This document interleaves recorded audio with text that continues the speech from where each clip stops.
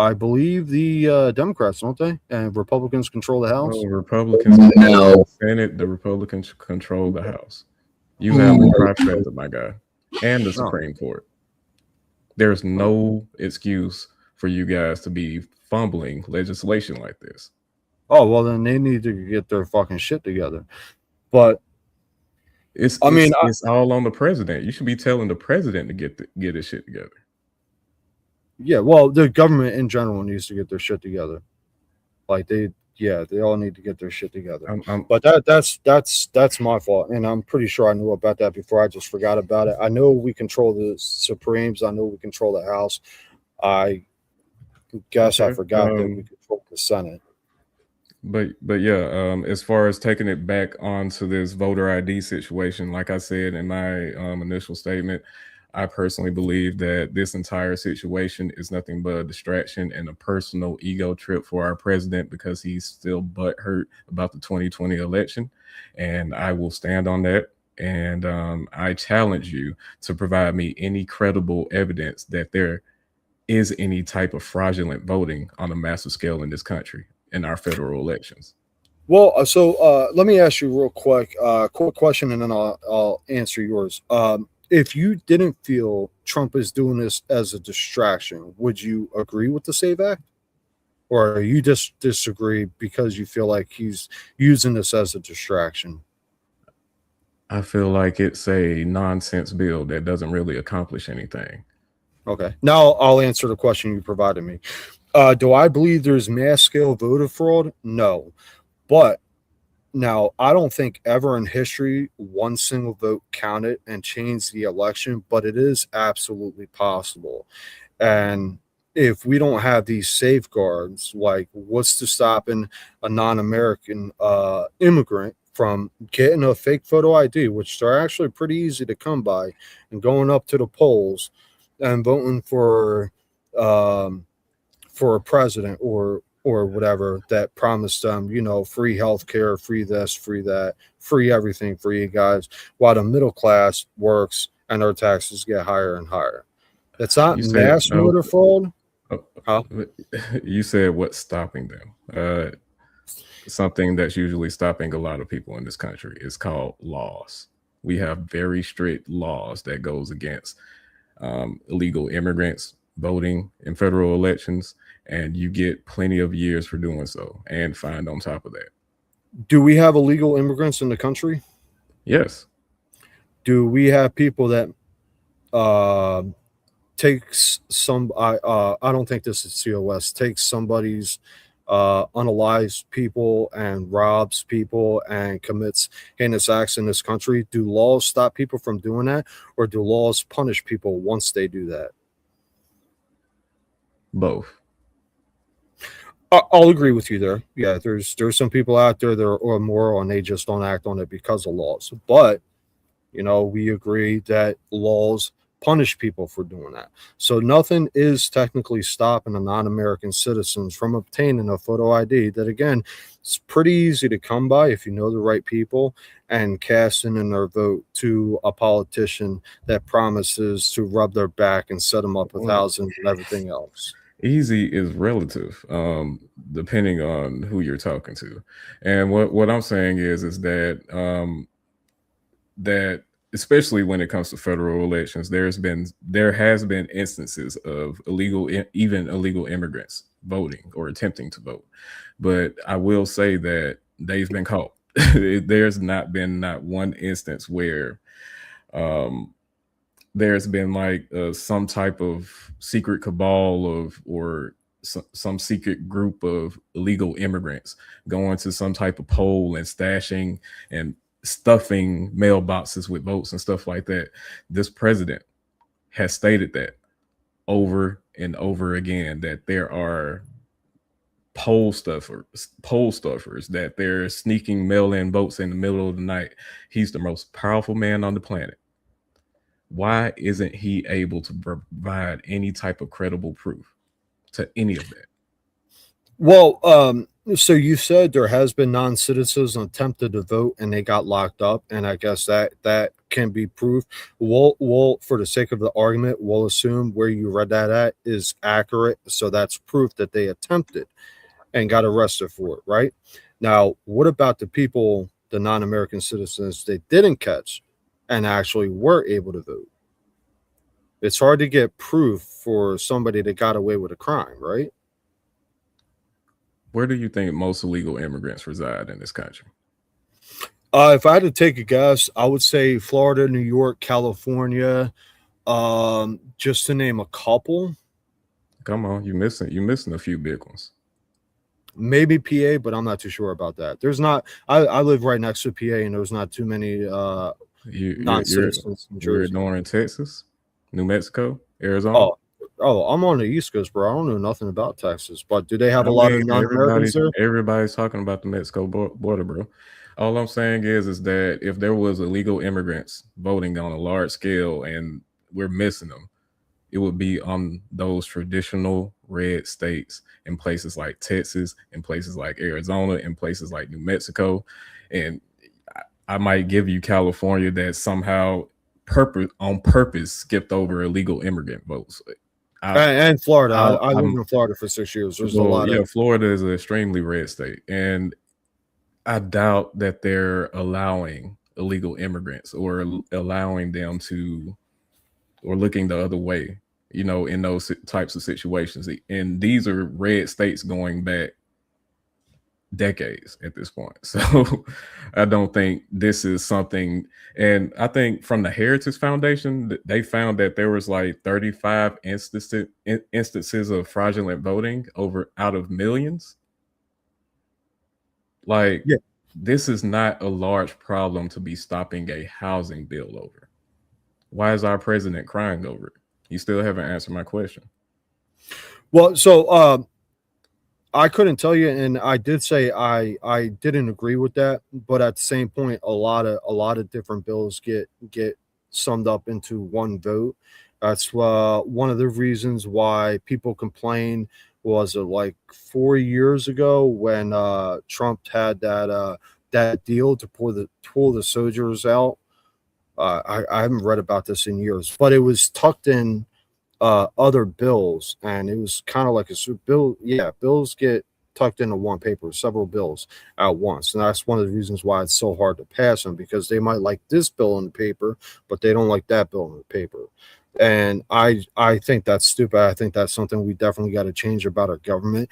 But all in all, I believe Trump is actually doing this to put safeguards to stop non-Americans. And again, like it's very hard to get accurate information. I think in my opening statement or after we started talking in general, that I said there's different sources claiming that non-citizens register but don't vote, or non-citizens vote but they get caught, or non-citizens, small percentage of non-citizens vote and they never get caught. It's very hard to get accurate information on those three categories alone. And as far as Texas, where they haven't found a worldwide fraud, I don't know about you, but if I commit a crime, I'm not hanging out next door. Like if those non-citizens are all in Texas, like I wouldn't be them so close to the border and doing dumb shit, like, because then it's a swift kick in the ass, right back to fucking Mexico. That's why they go all over the place. I really don't have anything for Texas.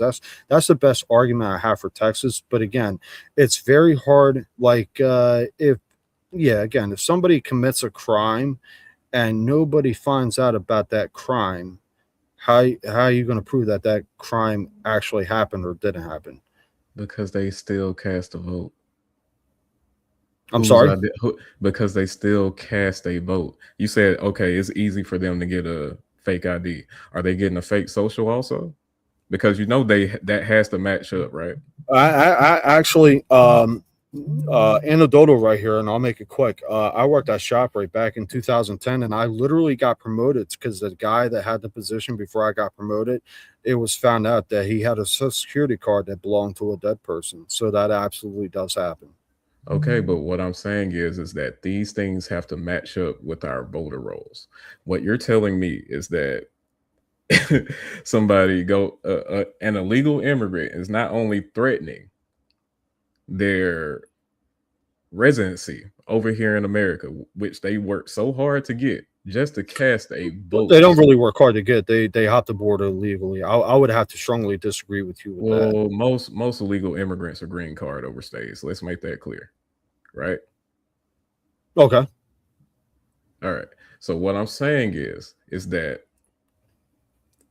these illegal immigrants are risking their residency to cast a vote in the election that they might not even really care.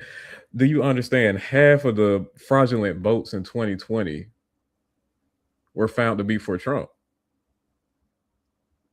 It was a very small number. No, I didn't hear about that.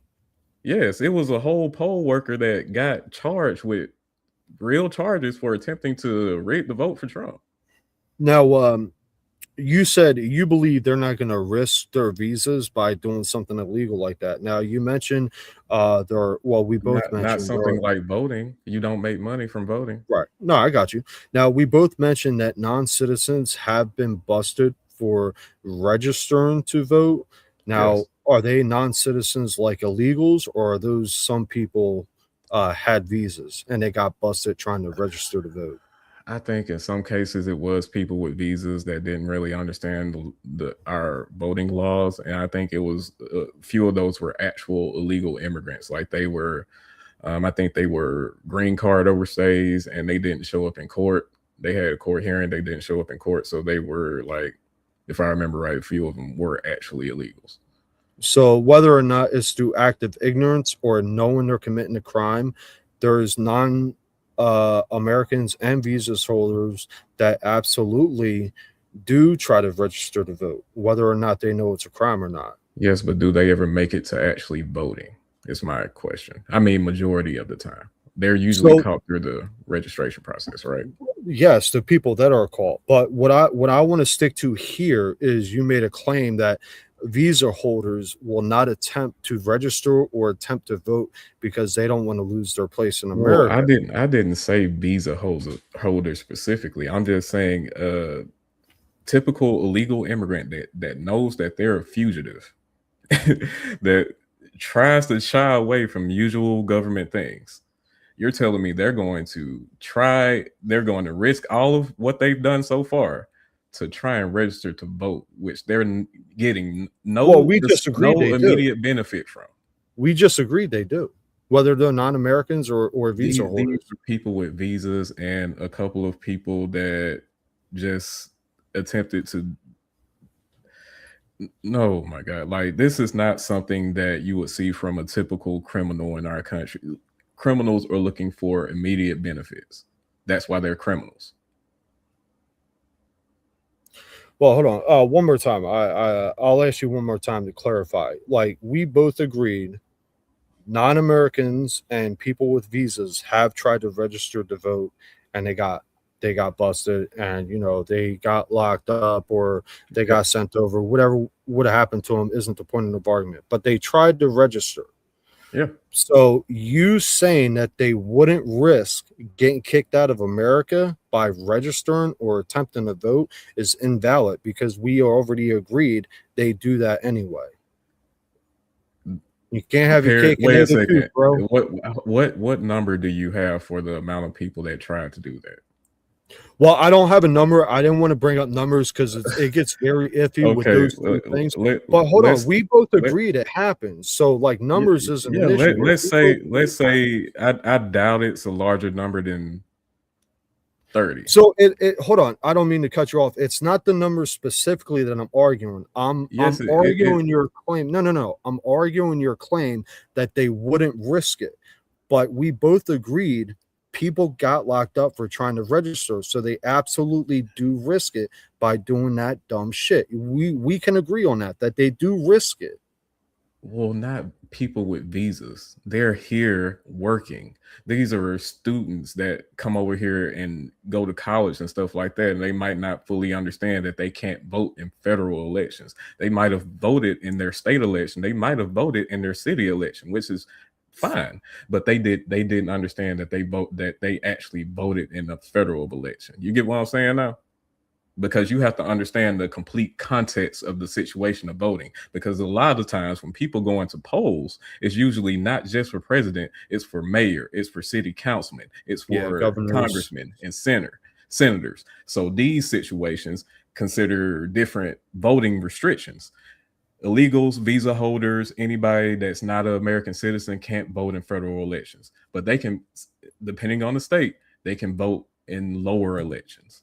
So that's why they would even be in the vicinity and maybe mistakenly pick up the wrong ballot. Yeah, I kind of agree with you on that. But again, I mean, it's up to Boulder and Spin if they want to do an open panel. I just got one last question, and forgive me if I asked this already. If you didn't feel Trump was used, no, you already said you still wouldn't support it because you think it's unnecessary, right? Even if Trump wasn't using it as a distraction, you still wouldn't support it. No, because it doesn't do anything, as far as I'm aware. Most states already have voter ID laws in place. I think if you really care about voting and securing voting in this country, you will send funding to where it's needed to make sure that these places are able to hire people that actually want to come in to work and do their job. I would agree with that. I don't know if you have any questions for me. We're almost at the hour mark now, so I mean, you did really good, man. You made some strong talking points. Hopefully I counted them pretty good, but I mean, if you want to open the panel, we can ask Boulder or Spin if they're okay with that. Guys, Kraut, you can give your if you guys are done, you can give your closing statement. You had first word, so Real Talk gets last word. So you can throw down your closing statement, and then we will open up for Q&A. I have dropped the link in the chat. Anybody that wants to start filing into the back. Okay. All right. My closing statement, I'll make this quick. Real Talk brought some compelling things, a couple which I got to read more up about. But at the end of the day, he didn't convince me that it'll ultimately stop Americans from voting. It might make it a little more annoying, but as far as safeguards go, I'm not going to say it would be necessary, but I'm comfortable with it.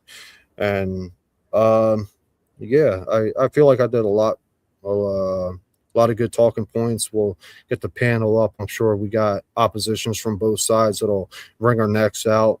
But I yield my time. Real Talk, it's been nice talking to you, bro. For real, I'm glad you entered the Discord. Yeah, nice talking to you too. Yeah, I guess I'm. All right, Real Talks. Your final statement or your closing statement, sir, please. Oh yeah, as far as I'm concerned, I still believe that this SAVE Act and any additional voter legislation coming out of this Trump administration is a joke. It doesn't really do anything, and it'll immediately be challenged in courts anyway. And I think it's a waste of time, and I think it's a deflection from what really needs to be done in this country. And I just don't believe in any type of. I believe in voter ID laws, but if you're not going to foot the bill for providing those free IDs to everybody to make sure that they have that every actual citizen gets access to that, then I don't care about what you have to say about that bill. All righty, gentlemen, the StreamYard link has been dropped. We do have a couple people in the back. We, of course, have Mr. Balderson in the back. We are going to go ahead and play a video. Are you guys ready to meet your panel? Bring it on. Yeah. For years, Spin City News has been committed to delivering straightforward news coverage, live events, public hearings, press conferences, and stories that often receive little attention from mainstream media outlets. Our mission has always been simple: put cameras where history is happening and allow viewers to see events for themselves.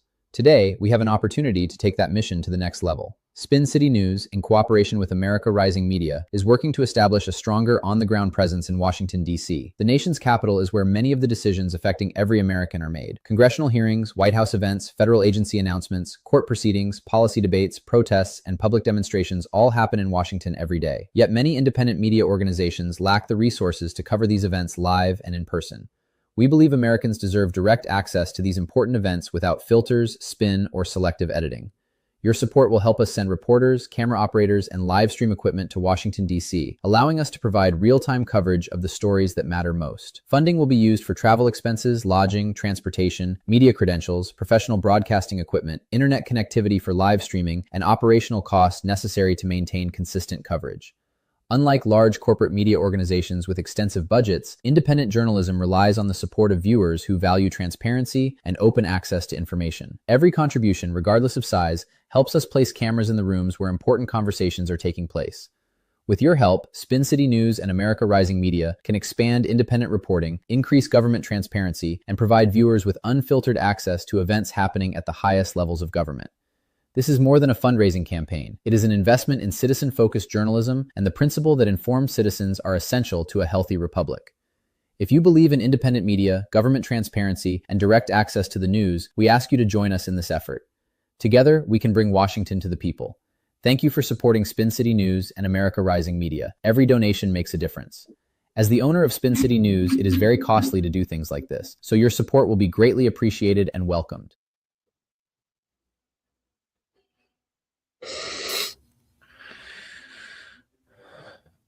Alrighty, sorry for that. That was a little longer than what I thought it was going to be. I apologize for that, gentlemen. We have Nova Star. We have Hard Talk Toasty. We have For the Win. And, of course, our resident constitutionalist, Mr. Clay. Good afternoon. Good evening, everybody. We will go to the Q&A part of this. We are going to start from right to left. Miss or Hard Talk Toasty, your questions for the panelist, sir. Yes, sir. I'd like to ask real talk politics. What exactly about the Save America Act do you find to be totally useless? The requirements and the talking point that kind of comes with it. To say that you want voter ID laws implies that you want some type of ID that goes along with voting. That act implies that government issue ID is no longer good enough. So it's also not providing any extra funding to our poll workers, which is one of my bigger issues with the bill itself. So, yeah. Okay, go ahead and pass it on, Spin. You're muted, Rookie. Rookie, you're muted. Mr. Clay, your questions to the panelists. I know I'm being a rookie right this second. Oh, my God. Mr. Stop Clay. such a dumb fuck, and I won't have to call you a rookie, okay?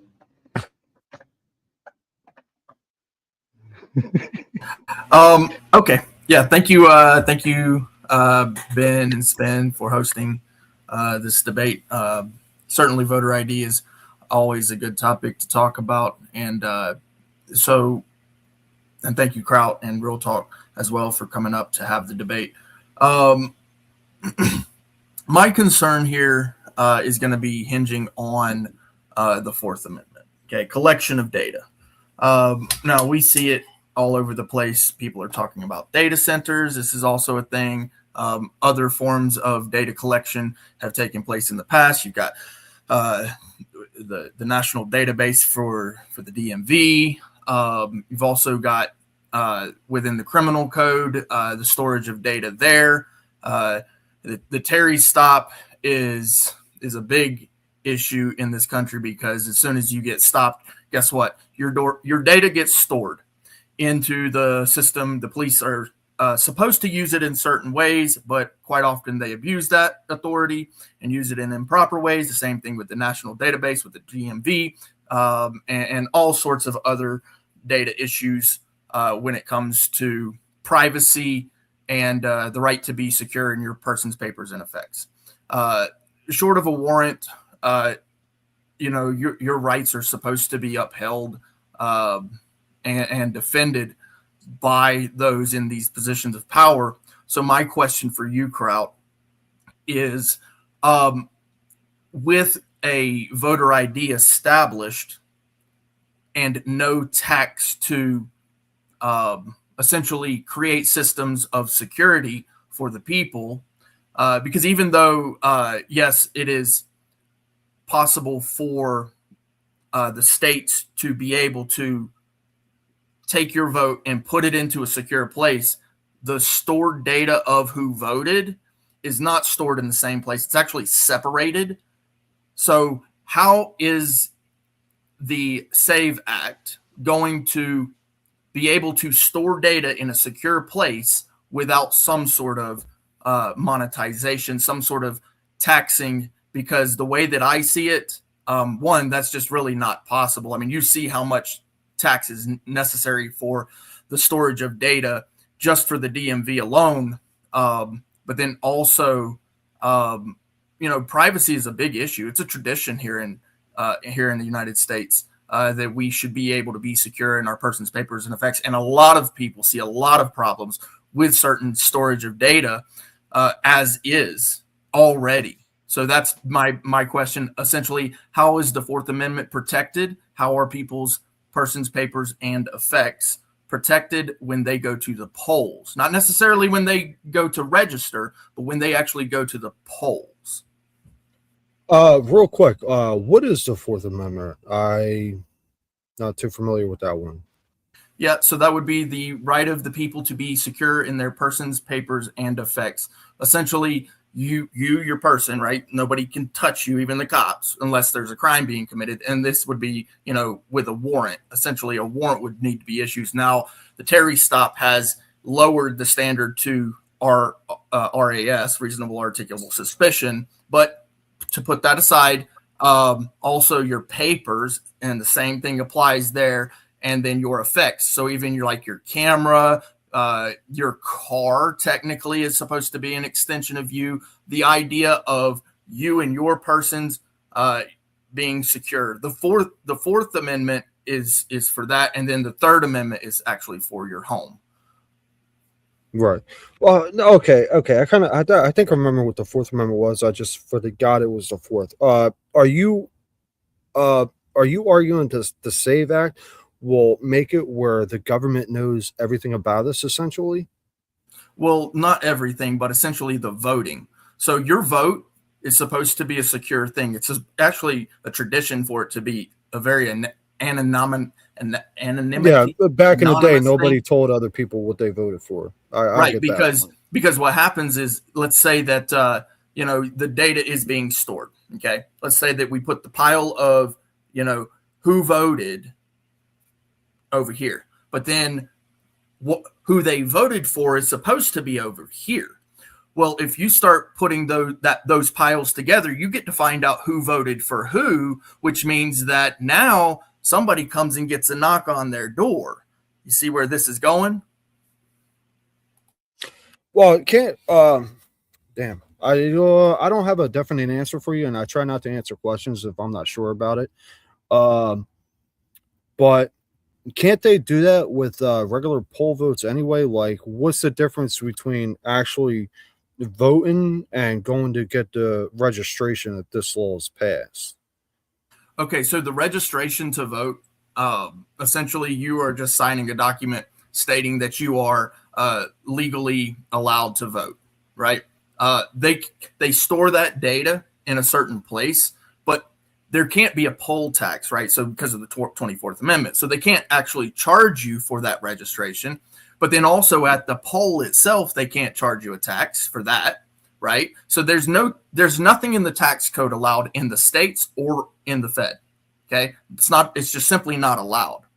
And so because of that, you you basically have to offer this for free, but you also have to secure the data for free, for nothing, right? The government is doing this. Essentially, they are still serving, right? They're not getting paid for this. We're not paying them. It's not allowed, essentially, by the 24th Amendment. And so the data must be stored separately. And because it's stored separately, right, now you have two separate piles of data. One, the vote itself, which, okay, we say 200 people voted for this guy, 300 people voted for that guy. That goes into a pile. That's storage data. Okay. Then you've got a storage of data that is who is registered to vote. You are not allowed to mix those piles together, because if you do, then essentially somebody comes and knocks on your door and says, hey, heard you voted for that guy. Right. And there's a reason for that. That's a protection. It's a security for us, the people, privacy. Right. It's to be secure in the Fourth Amendment. Right. So all of the 11th through the, I think it's like 28 amendments are actually supposed to be tied back to the first 10. They cannot exist without the first 10. Right. And in fact, the truth is that the way that the Constitutional Bill of Rights is set up, each one piggybacks off the other. So the second piggybacks off the first, the third piggybacks off the second, so on and so forth. I know I've done that spiel before. But the idea here is that the Fourth Amendment is the key to the protection of your data, your privacy, your persons, your papers, your effects. The person that you voted for, nobody has a right to know who you voted for. Nobody. You get to choose that. And nobody can influence that except for through, basic, lobbying or commercialization, just talking, advertising, that sort of thing. No, unless you want to volunteer that information, it's not allowed. So I think I have an answer for you. Yeah, nobody should know who we're voting for. And you feel the SAVE Act will make it easier for that. But is this just speculation, or do you know that's what's going to happen? Well, I know that there's a cost to securing data. And so with no cost, right? And who's gonna pay for this? Number one. And number two is that oopsie, the data got released, and then you get a knock on the door. It just doesn't sit well with me. Well, yeah, I have no definite answer for that. I would have to look more into that. But as of right now, we would have to agree that is speculation, because we don't know the ins and outs of it. But that's a very good fucking argument, though, Clay. I'll give you that. Real quick, somebody in the comments said, "Oh, Clay knows the Fourth Amendment. Bravo, that's my boy." Clay knows basically all the fucking amendments, bro. Like Clay's good on that, bro. Clay's really good. I appreciate that. Yeah. You know my concerns, but then I want to make sure that I get real talk in here on this as well. How do you feel about what we were just talking about the data storage, the privacy, the anonymity, the ability to vote without people getting a knock on the door? I'm sorry, I was muted. Personally, I think if we were interested in protecting privacy in America, that pretty much went out the window the day social media was invented and smartphones. But as far as what we're seeing out of this SAVE Act and what we're seeing out of this administration, the need to gather voters' information, the aggressive action on some of these state level, because we all know that the states traditionally take care of all the voting related things within their borders. So this is the federal government pressing down on states to get their voter data. That hasn't really happened in current day, politics. So that's very concerning. I hear what you're saying, Clay, that yeah, that's something to kind of pay attention to, because when the federal government is starting to demand voter data that they never demanded before for reasonings that hasn't been proven, you have to start asking questions and start lifting the blindfold over your eyes. You get what I'm saying? Yeah, no, I get it, and that's kind of why I wanted to bring it up. The privacy issue. The DMV already stores massive amounts of data. That's a cost to the American people. We actually have to pay for that data storage, and so yeah, it's a concern for me. Yeah, I mean that's pretty much what I got. The big concern for me is the privacy. Yeah. Alrighty, thank you, Mr. Clay. Nova Star, are you here? It is your turn to ask questions to the panelists. 5, 4, 3, 2, 1. Mr. For the Win is powdering her nose. Yeah, she's powdering her nose or taking a shit. For the Win, your question and answers, sir. Yeah, before I get to that, I just wanted to expound on what Clay was just bringing up here. So, Clay, I do believe they already know our data in terms of who we already voted for. Like, this is record that the RNC DNC already has. So what is it that we're already, what more is it that we're giving up in a sense? Because heck, I can even go and look up online. I can put in my name and date of birth and it tells me everything I voted for, what election, everything. I think Real Talk's got an answer to that. It's voter registration data, which is specifically different from exit polls data. They're getting access to the voter polls, the voter registration rolls, and all those different things for people that didn't necessarily vote in that specific election, and they're keeping track of these things. They're telling states that, hey, you might want to get rid of that person or kick that person off of the registration polls. So that's the concerning part. Like the 140-year-olds that are voting. No, we should kick those guys off, right? Year-olds that are voting. But I challenge you to prove that is happening on the large scale in this country in federal elections. And that's the interesting thing, Real Talk, is that it doesn't have to happen on a large scale. They have Mike Lindell's group and everything. They've shown there's over 120 different ways that they can traffic a ballot. So every one of these different ways, you don't have to do it in large scales by any means whatsoever, but by the time you do it 120 different ways, yeah, it definitely influences these elections. You're talking about Mike Lindell, the My Pillow guy, right? Absolutely, yeah. Okay. Like he's been after 2020 since 2020. Wait a second, and he told you it was how many ways to traffic a ballot in this over country? 120 different ways. And what type of research did he cite?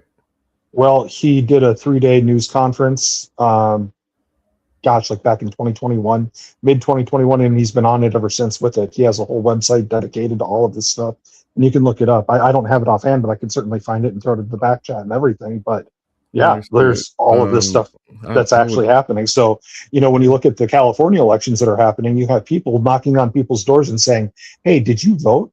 Because according to this record, we have someone here that's 140 years old. Is this person here? Oh, no, they're dead. Oh, wait, they don't even live here. So there's all these instances of it. So have you actually looked into these situations? Because I'm not going to. What's that interview guy that went into Minnesota and ran into those random daycares and Nick Curley? Ran to the random daycares and asked to see random kids like they were actually going to do something like that. That's crazy to me. But I'm not following. And that's just the point. Is that it's happening, whether you want to think it's crazy or not, it's happening. And the same thing like in California. Okay, but that's what I'm saying. You can say it's happening all day, but you have it's on video that it's happening. Yeah, they have it on video. They actually went and knocked on these doors and they actually interviewed these people. Okay, and where James O'Keefe did it, Cam Higbee did it in California, and they asked all these people. They have shown the actual list that they get, and they go to an empty, deserted parking lot. And they said that there's 40 people registered here. What list? They have the data. They did it on the video. If you just go watch the video, you'll see it for yourself. What data are they using to pull up to these people's houses? I'm not sure offhand, but they had the data and they asked, hey, did this person actually vote here? And in one of those instances when they had on Skid Row, they actually have these homeless people being paid $5 or cigarettes or what have you in exchange for filling out voter registration forms, the the other type of thing, that the ballot initiatives as well too. So then they actually have it on video where they give them a Post-it note and say, hey, fill this out with this person's name, address, and whatever details on it. A homeless person? Why The not homeless people are. why not have the homeless person just register themselves? Well, they probably do that too, but at the same time, these people are gullible, manipulatable people. They're homeless, and most of them are on drugs. And you say, hey, what would you do for a cigarette? And that's where we're at in this country with these people. They're willing to actually take advantage of these people. I don't think that's like, okay. Just watch the video, and then you can make an assumption. Because when I say to you on face, video too, but it was James O'Keefe did that. Also. It was proven to be false. Oh, really? Did you watch the videos? Yes. Did you understand the paper that he was using to pull up to those daycares? Do you know what research he was using to pull up to those daycares? I'm sorry, but as far as when you have Somali-ran daycares, no one comes to the door and there's not a child in sight. At that point, if they are running a daycare and there's no children there, something's wrong, dude. Do you understand the documentation that Nick Shirley was using was over 5 years old? So what? Are they still running a daycare today? No. At least two of those buildings were closed. At least, and a couple of those other daycares had notices posted online that they were downsizing. That honestly sounds like fake news to me, bro, because these people got caught red-handed and you're just buying the BS. How much research have you done into Nick Shirley's videos? Not much, to be honest with you. Okay. But when I see that someone comes to the door and they say, no, go away, and there's not a child in sight, you run a daycare. Like at my business, when I have inventory and stuff like that, if someone wanted to come on in, hey, you want to see inventory or whatever? I've got it right here. So they don't have inventory. They do child care, bro. And there's no children in sight. I'm sorry, y'all.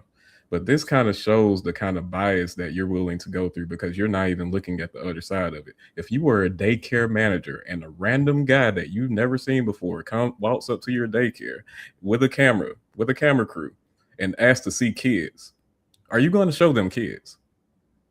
Well, they're not even asking to show children on tape there. They're literally showing right there the center, and there's not a child in sight. You don't have to do at that point. Do you understand? Do you understand that what fraud is? And when people get confronted on fraud, what they do, they close the door behind them and they say, go away because we don't want you here, because we don't want you to be exposed, sir. Because it was a strange man at the door with a camera. They have kids. About 1 minute left, guys. So, anyways, we'll pivot back to the voter ID here. I caught in the last 15 minutes. Did you guys talk about the USPS balloting at all? The USPS balloting? Yeah, where USPS said that they're not going to be delivering any mail-in ballots to states that have not turned over the voter rolls to the feds. That's weird and very concerning, if that is true. But I'm gonna have to do that just came down today, so looking into take a look at that as well. Yeah, this is all going back to 2020, and it's not over. Yeah, so if it is true, it's concerning. Well, it's concerning that we have stolen elections in this country. There hasn't been any stolen election in this country. Oh boy. Let's stop the madness, please. Okay, gentlemen. Mr. Balderson, sir, your question and answer, please. That was a good and respectful debate, gentlemen.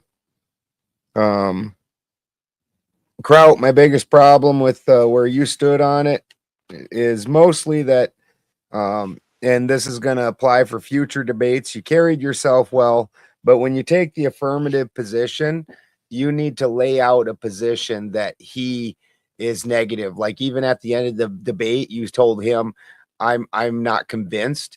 Well, he wasn't supposed to be the convincer. You in the affirmative position are supposed to be the convincer. So you should have, so in your opening, you should have came in with, possibly some statistics, things like that would change the voting, would maybe have changed elections, things like that, where this is causing a problem in the country. And then his job is to refute what you're saying. So when you're in the affirmative, so it's just so you understand, in the future for debates, the affirmative position is the one who lays the case out, and his responsibility is just to negate what you're saying. You kind of reversed it on him. Do you know what I mean? I do. And thank you for the heads up. I appreciate that. No problem. But other than that, you did great. And Kraut's fairly new. Yeah, second. So- and what happened at the first debate spin? With my fucking luck, what happened when I had my first 1v1? The shit fucking shut down on us an hour and a half into it. And you lost. Yeah. So, this is just something that comes with learning, doing more debates and learning. So next time when you're taking the affirmative, be more prepared to make that affirmative position instead of trying to put the onus on him. Now, real talk. Here's where part of the problem comes in with your just plain old state ID. When even in California, when you read the back of this card, it says this card is not acceptable for official federal purposes. This license is issued only as a license to drive a motor vehicle. It does not establish eligibility for employment, voter registration, or public benefits. And so this isn't a real ID. I don't have the real ID, which is supposed to then cover all those things, but then also the real ID would be something that you could vote with. I don't really have a dog in the fight on it myself. You guys, neither of you can convince me that there's anything they give one shit about your vote, that every election for years and years hasn't been completely rigged. It's which side rigs it better. So I agree with that. I don't care. Yeah, Oh, Nova's back. Yeah, that's about it for me. So Nova, I would agree with you, Boulder, missed on your Nova. last statement. I agree with that, Boulder, on your last statement. Yeah, we could, if you wanted to disagree with me on it, we could cite quite a few examples, like most recently the Bernie Sanders. And this was a primary. It wasn't in the federal election, but it just goes to show that in the Bernie Sanders case, they took that to court. In court, it was said right in an open courtroom that yes, the DNC cheated, put Hillary Clinton up as their candidate, but that because they're a private corporation, they are under no obligation to take the voters into account whatsoever. And if they want to choose their candidate in a smoke-filled back room, that shit was said in court, in a smoke-filled back room, that is their choice. And so this is what you get out of the RNC and the DNC. Every third party candidate that was serious, they've made serious rules after that in order to make sure that they can keep those people out, to the point where Ron Paul met all the requirements. They still wouldn't let him on the national stage because the RNC and the DNC are the most corrupt fucking companies in the fucking country. Nova, on you. I pretty much agree with everything that he said on that. It's the truth. There's nothing but rigging and all this bullshit behind the veil of corporations and organizations. And then we, the people, we stand around thinking your vote really fucking matters, when in all honesty, it's the electoral vote that matters. You're just the popular vote. You're under this guise that, oh my God, I'm going to get out there, I'm going to do this, and I'm going to be patriotic. Okay, well, that's great. But at the end of the day, they don't give a shit about what you have to say. And they prove it every single day. But for me, where I stand on it is, the laws need to be upheld. And I'm really sick and tired of them making all these bylaws to bypass our main laws, which is the Constitution, which my relatives put into there. You're all welcome. You may kiss my feet. No, I'm just kidding. To which you live and govern by. And I'm really fucking tired of them abusing it. And then they bring in all these illegals and all these other people who already live in a socialistic or an iron fist. And then they turn around and they get them to agree to whatever it is that they want with their new slave laborers, So I'm tired of it. The laws need to be upheld. We need to have everything in place. And if you don't like it, too damn bad. Because as far as I'm concerned, the left, excuse me, I was drinking something. The left, they just want to have a whole nation of no laws. That's all they want to do. I'm done. Alrighty. So we will now have DJ. another little grift, and then we will open the panel.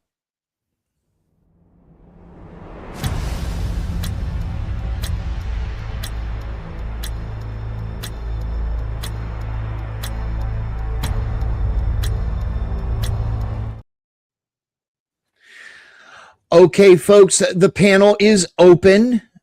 Please be respectful. Mine, TOS. Please do not talk over each other because no one can hear each other. The floor is yours, gentlemen and lady. So I think out of everybody here, both on my side and against, Clay made the strongest argument. So I kind of want to hear. Well, I kind of thought of an answer while everybody else was talking. But now I'm stuck on stupid and I actually forgot my answer. But I'm always nothing new. My concern, much like the DMV and much like other organizations, or I should say agencies in the government, like other agencies, they require data storage, which means that there's a cost, okay? Regardless of whether it's on paper or a server, it's still going to be a cost there. And when I say data storage, like I could get down with the voter ID. I could, but the problem is the 24th Amendment, the tax.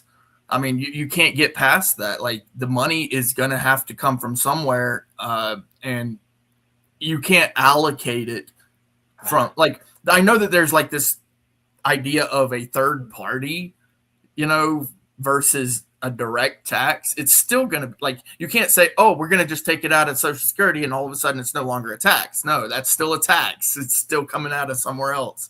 Yeah, so you can't get past the 24th Amendment.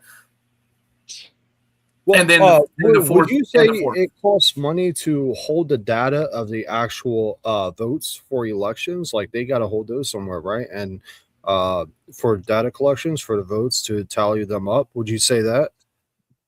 Yeah. Yeah. Yeah. It costs. Does it cost them? Well, so that's why I wanted to hear from you again, because you brought up two good points with collections. But I feel like if the government wanted to collect information on this, they either already done it or they'll find another way to do it. But the 24th Amendment, that's another good point, which I'm gonna counter if you just give me 1 second. Other people can talk to you or talk about something else. I'm gonna bring something up real quick. I actually read about the 24th Amendment. Just give me a few minutes while you guys talk.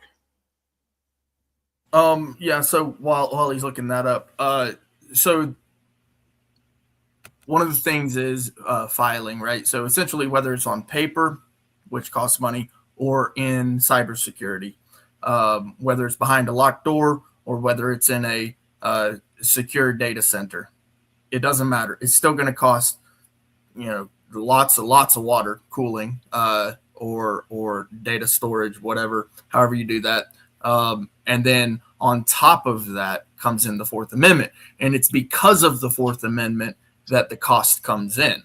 It's because of the Fourth Amendment so for the DMV, right, there's the DPPA. Your privacy is very important. So Congress decided to pass the DPPA, which is the Driver Protection Privacy Act. Your data actually ends up in a secure storage facility within cybersecurity. And then through the national database, they can transfer information, but it has to be a specific purpose for that. Like, you have a case going on, the speeding tickets, things like that. But even still, some of that data still can't even be passed on. Your data during just like a regular old Terry stop, the police store that data. And then unless it's for a specific purpose, they're not allowed to just access that data. And so that that storage itself costs money. It also costs money to surveil. There's just no way to get around that, in my opinion. Yeah, Clay. So I'm well, my argument for that, really for the 24th, is it's not necessarily a tax on voting, because again, like now I'll agree,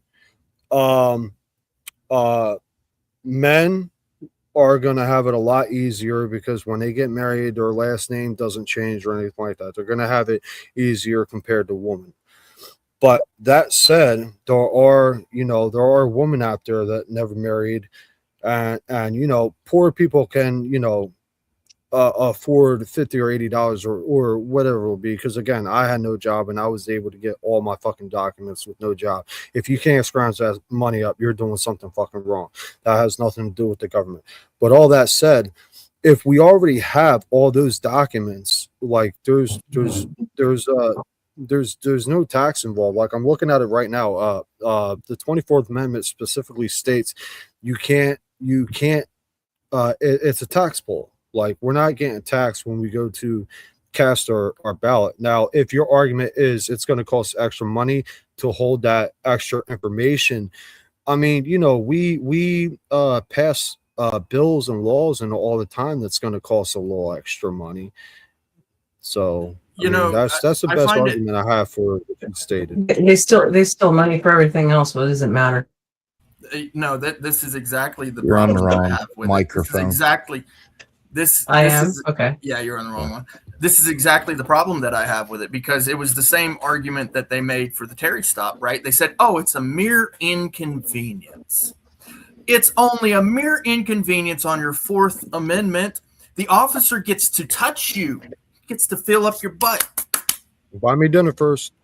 Yeah, exactly, right? And then if it's really dangerous, like, oh my goodness, it could be a really dangerous neighborhood, guess what he gets to do?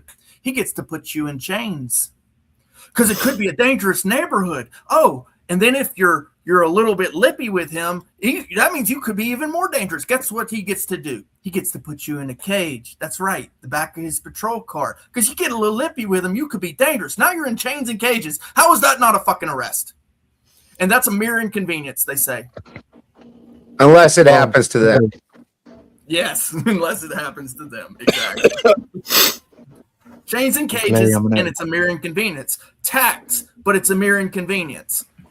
Where's this argument going? So essentially, you get taxed, you get your Fourth Amendment stripped from you, right? Because now they've collected your data, and oopsie, I accidentally shared it with the wrong people, and then you come and get a knock on the door. I mean, it's just that simple, bro. I see it happening. Like, as soon as they have your data, you think they're not going to use it? Clay. Yeah, they're going to use it. Do you think the government has the means and ends to collect our data right now? Yes. I mean, Clay, that's exactly what I was going to say. It's already a risk anytime you just sign up for Facebook, okay? So what the real deal is here is the Save America Act does not do anything like that. It's not going to violate any of those things. It's just an amendment to the 1993 National Voter Registration Act of 1993. It's just an amendment to that. All it's going to do is bring that up to date and make that what does it up to date with modern terms. What does it actually do? It actually makes it for you to register as a voter, you now in person. And so that's a big key to it, is in person have to provide an extra thing like a military ID, a birth certificate. It can't just be a social security card and a state ID. You have to add extra information, and this has to be done in person. So there's going to be a substantial amount of out-of-country mail-in voters that this is obviously going to cause problems for them. The thing with women is kind of a nonsense thing. That's something that Democrats are just, it's a talking point that they say to be stupid.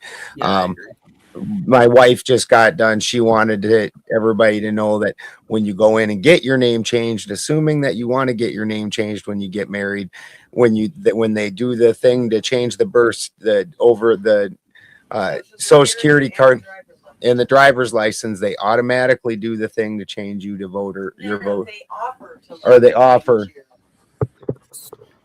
They give you the form right then and there to change your name on your voter registration or to register to vote in the first place. Well, the problem with that is that if that name on your voter roll doesn't match your birth certificate, the save Well, you understand that. You understand right that. then and there. It's going to be done right there, written there, real baby. Right then and there, while you're changing the forms because you've just gotten married, and you're going to go in and you go in and get a new driver's license, new Social Security card. They also give you a voter registration if you want, so you can change all of these things all at once, and you're good to go. Does it change your birth certificate? Because that's the excuse that they're using to kick people off of voter rolls, is that this last name doesn't match. No, the birth certificate's not the birth certificate's not the only thing. No, I'm telling you what the Trump administration is out here saying and telling these states. And I'm telling you what the actual thing says. Here, I will read off the list.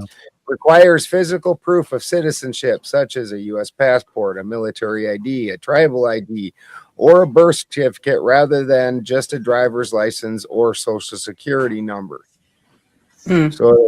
So you have to have that matching name, that new married name, on either your passport, birth certificate, or military ID. Once again, they give it to you all, and this is my wife telling you, because I mean she did that. She went through this procedure, and they give you all those things and let you change them all at once.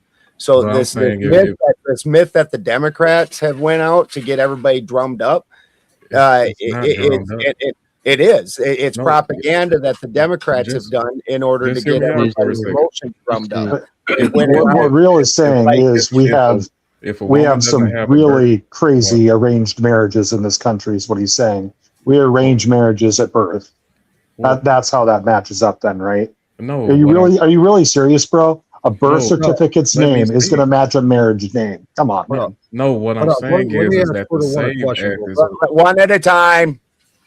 Well, all I'm trying to get here is that if a woman that's interested in being married doesn't already have a passport, doesn't already have a military ID, all they have in this equation is a birth certificate, and she gets married, and you're telling me that there's an option to change that last name on that birth certificate?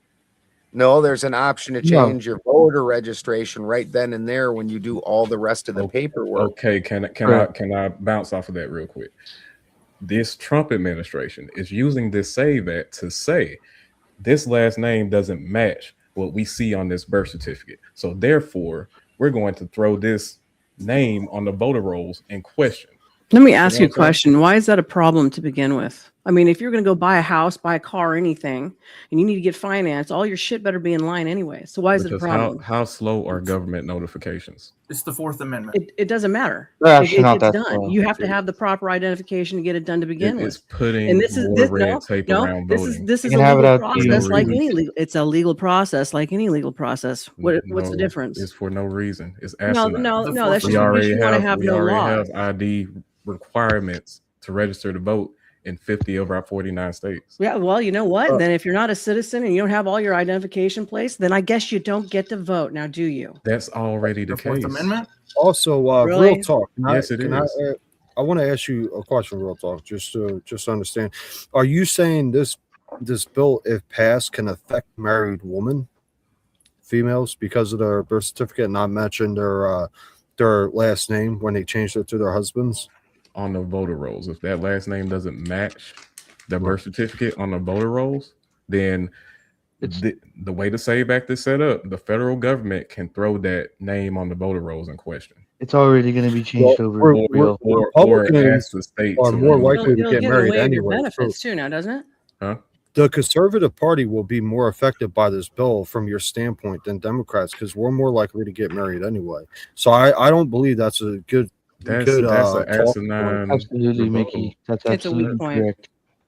I don't care about partisan when it comes to this. I care about it would be most Americans possible to vote. the Democrats argue that's one of the reasons why Trump is trying to pass this bill to put voter suppression on females and minorities. No, but I think it's purely because of a distraction, and he's butthurt about 2020 and can't. Well, that may be, but I mean, he's wanting to make it harder for the next Republican to win.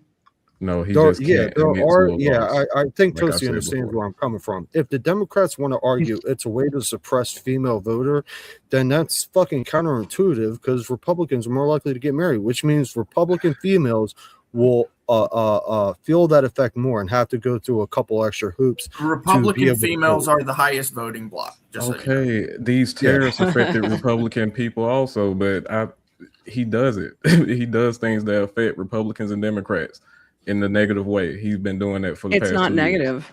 You're making it negative. It's not negative because you don't want to have any laws to apply drives to you. Inflation in this economy. Oh, bullshit. Now, again, Clay's to the read the only one that script. came on here with It's a not strong, a script. It's Sure. simple statistics. Well, I have another portion to that as well. So what's to stop me, okay, from bringing in a fake ID? You can't store that data, right? You're not allowed. Well, to I already mentioned fake IDs. They're actually pretty easy to get. Even again, anecdotal. I try not to use. Go to Griffith Park. Right. So if I bring in a fake ID, right? Essentially, you're not allowed to store that data at the poll. Okay. I still get to vote because I'm an American citizen. Just might be an American citizen who, for some reason, I don't have an ID. Right. I'm an American citizen, so I go and get a fake ID. Right. I'm actually legally allowed to vote, but the data that you're storing, you actually can't store the data. By the way, you on the federal level and the state level don't have the means to actually store that data without a cost. You still can't get past the cost, right? The actual Cost is storage already of the going to data. be there, Clay. Well, let me Cost is ask you a already question, done. Clay. Let me ask you a question. All right, so I support the SAVE Act bill, and I'm going to do more research for your 24th talking point, but this whole collecting data doesn't make sense, but I'm going to try to argue the 24th. So the SAVE Act is effectively helping to stop a problem, regardless on how small it is, to not exist in the first place. Now, let's say you're in a city, and you got a bridge tore up. It's been like 50 years since it had any type of repairs on it. Who's paying for those repairs? Are your taxes going to go up for a couple years to pay for those repairs? Yep, and I'm cool with that. All right, because there's no law against it. The Constitution does not forbid it. Well, what you're speaking technically doesn't go against the 24th Amendment either. Really? It Storage of data requires money. That Well, I means think that's the people have to pay for it. I think we can all agree the government has all of our information anyway. Yeah, but just because they have our look, here's another thing. Just because the government can do it doesn't make it a good argument. The government can do a lot of things, bro. You know, just because those fuckers in Washington can do these things, that doesn't make it a good argument. They can do a lot of things. In fact, we know of one particular thing that they did, and they won't release the information on. Epstein, right? So because of that, we're sitting here twiddling our thumbs about these things that they can and can't do. Just because they can doesn't mean that they should, right? But in all seriousness, yeah, I don't see how you get past the tax because literally to secure information requires either a really heavy locked door or a incredibly trusted cybersecurity team. They'll separate it out. Clay. That's what they'll do. They'll separate it out just like they do anything else. That's why it's not really a concern to the SAVE Act. Like I said before, the SAVE Act is just an amendment to the 1993 Voter Registration Act. Well, which is exactly why I brought up the idea of bringing in a fake ID. Because if I bring in a fake ID, then you can't store the data. Who is that talking? That's why he wants it to be much stronger and better. That's why he's making an amendment to the 1993 Voter Registration Act. Because of that concern right there. Hard talk. Will you acknowledge that the SAVE Act doesn't just add on more requirements to the registration process. It does allow the federal government to ask for certain data from the states, right? It can, because that's just the state It right. authorizes the federal government to pull that data from the states, right? Yes, because that's just the natural right of the states to begin with. It's a natural right of the states, not the federal government. It's a natural right for both state and federal. They can both No, do it's that. not. Because the data has to travel up were towards very the clear federal. about leaving that right to the states. I'm sorry, what was that? The founding fathers were very clear about leaving that right to the states when it comes to running their own elections. Yes, but they have to compile the states have to compile that data anyway to begin with and hand it up to federal, so the federal can There's nothing in the Constitution, Bill of Rights, or anything else that says that that is a because that was an requirement. amendment in the 1863. No, it wasn't. Yes, it was. That wasn't a requirement. Yeah, the states are actually forbid from actually giving polling tax as well.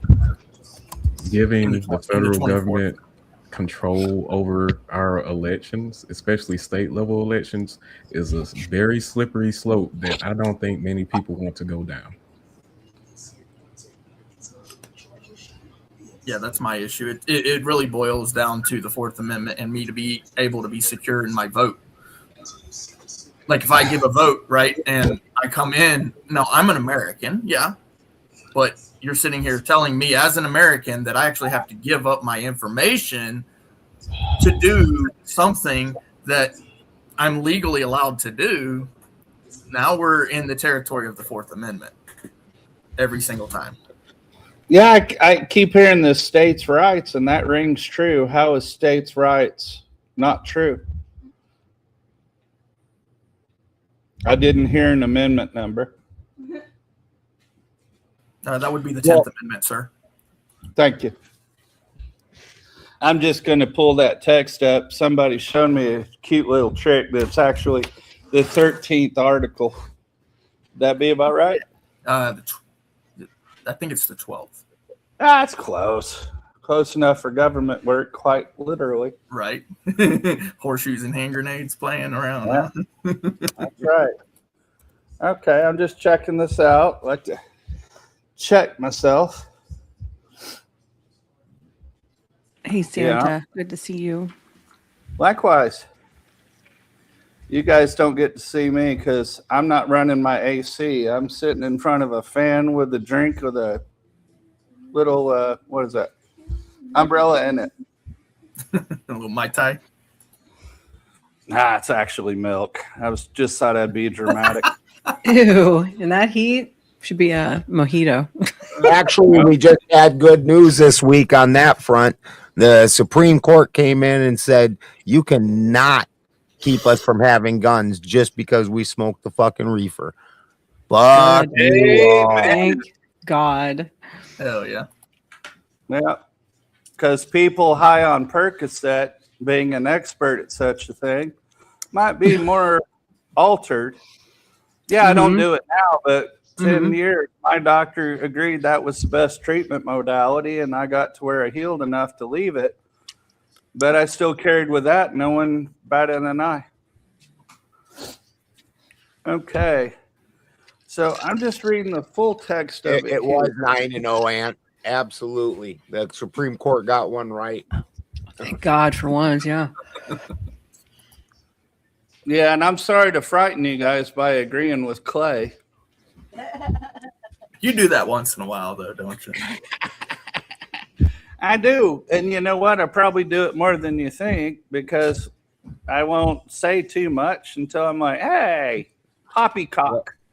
I kind of knew me and Clay would disagree with this because one of the first times I joined this panel, me and him has total different ideas on what rights are. And yeah. Oh, yeah. Well, I disagree with a few people about what rights are. And everybody keeps telling me how people can take me away, and I invite them to come by and take mine away. I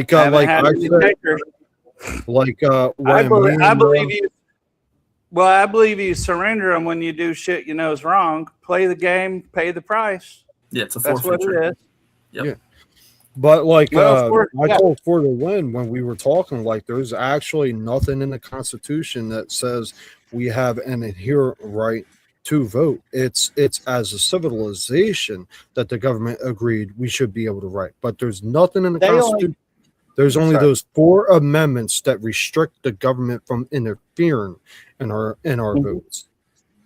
Well, it was assumed we'd have the rights because they didn't want to be a monarchy again because monarchies are bad because they came from a monarchy and most of them were fleeing the monarchy. I mean, mine weren't really fleeing it. They were just told we're going to kill you or you can leave. I guess that's following the option. Now, I posted the text of the summary of the 10th Amendment and I said where the federal government only has the powers delegated in the Constitution. I don't recall which article of the Constitution says that the federal is the only one who is responsible for defining the votes of the state, but I have read where states have control over their state elections held in that state. And second point, not only are they responsible for that, they're allowed to pick and do their delegates who will represent the state at the federal level. So that's 2 layers of bureaucracy that the state leadership is responsible for without the guidance control of the federal government. Or where am I mistaken, please? That's perfect. Sounds good to me.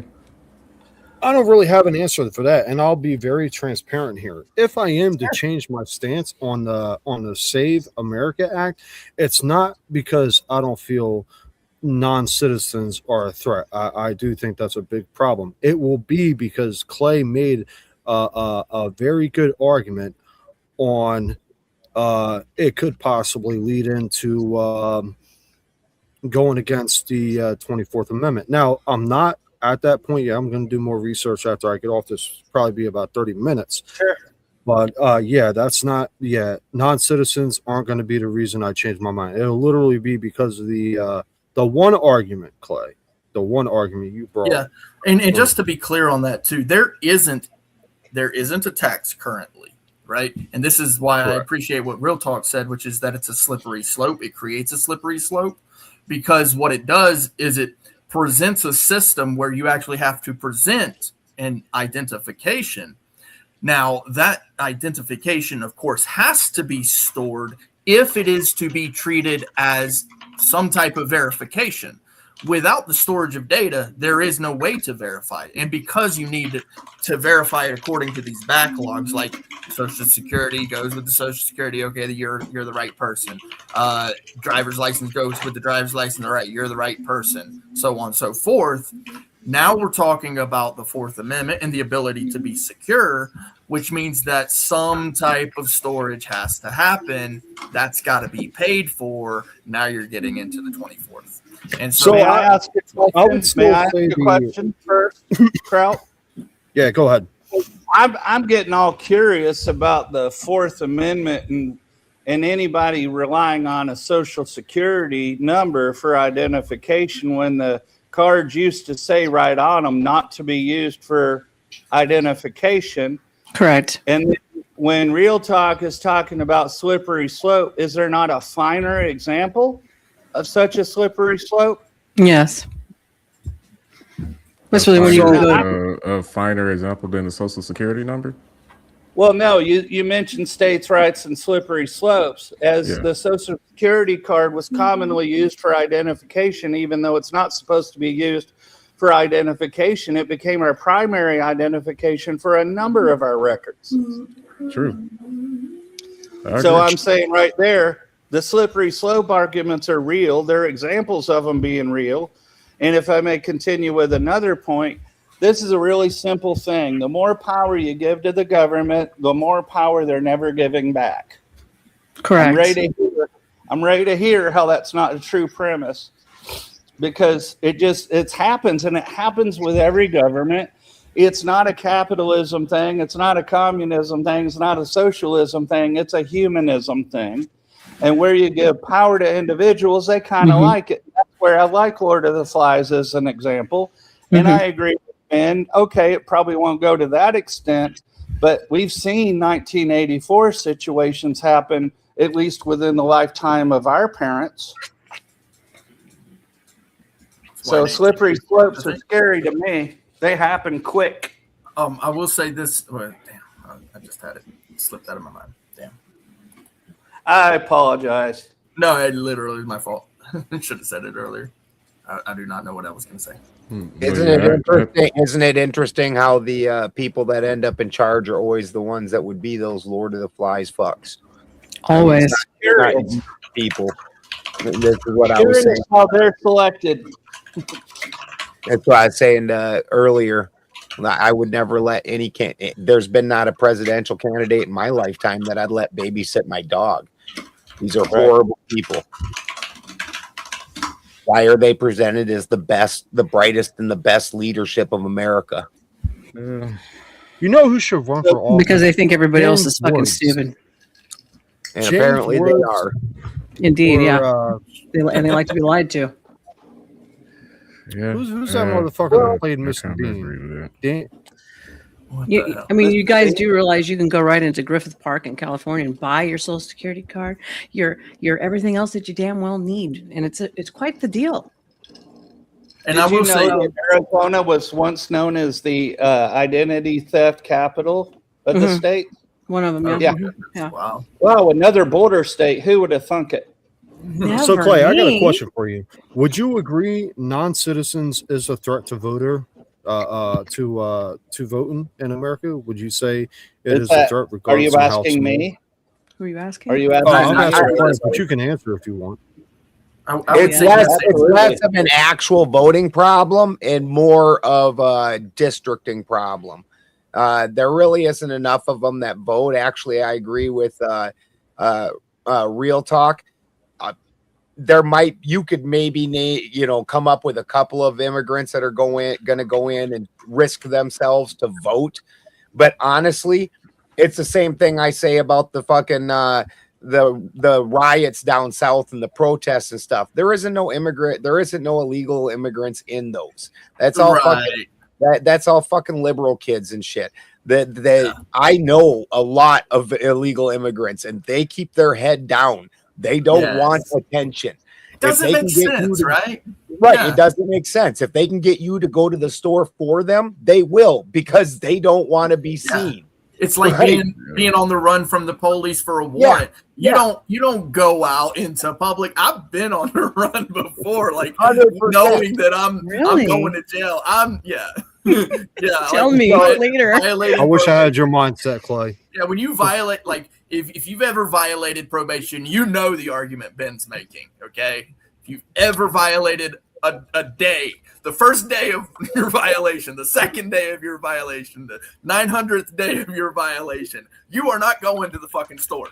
Exactly. You're not going anywhere where anybody might recognize you or bump into you, because it's just life. So them actually voting is a red herring.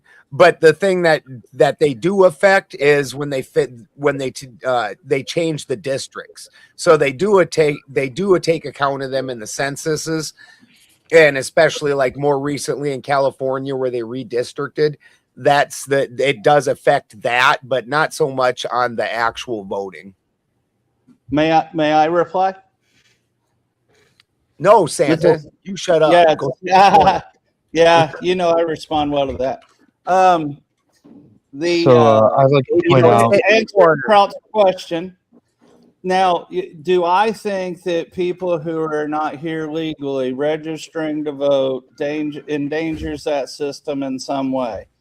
I'll say yes, because of the pressures Clay and other people have mentioned, they are vulnerable to exploitation. So if their employer, who knows that they're here under the table or the paperwork's hanky or whatever situation, and they're just bone diggity doggity for the Reds or the Blues or whatever, he might let everyone know with a wink, this is how we're voting. Second part, how it damages.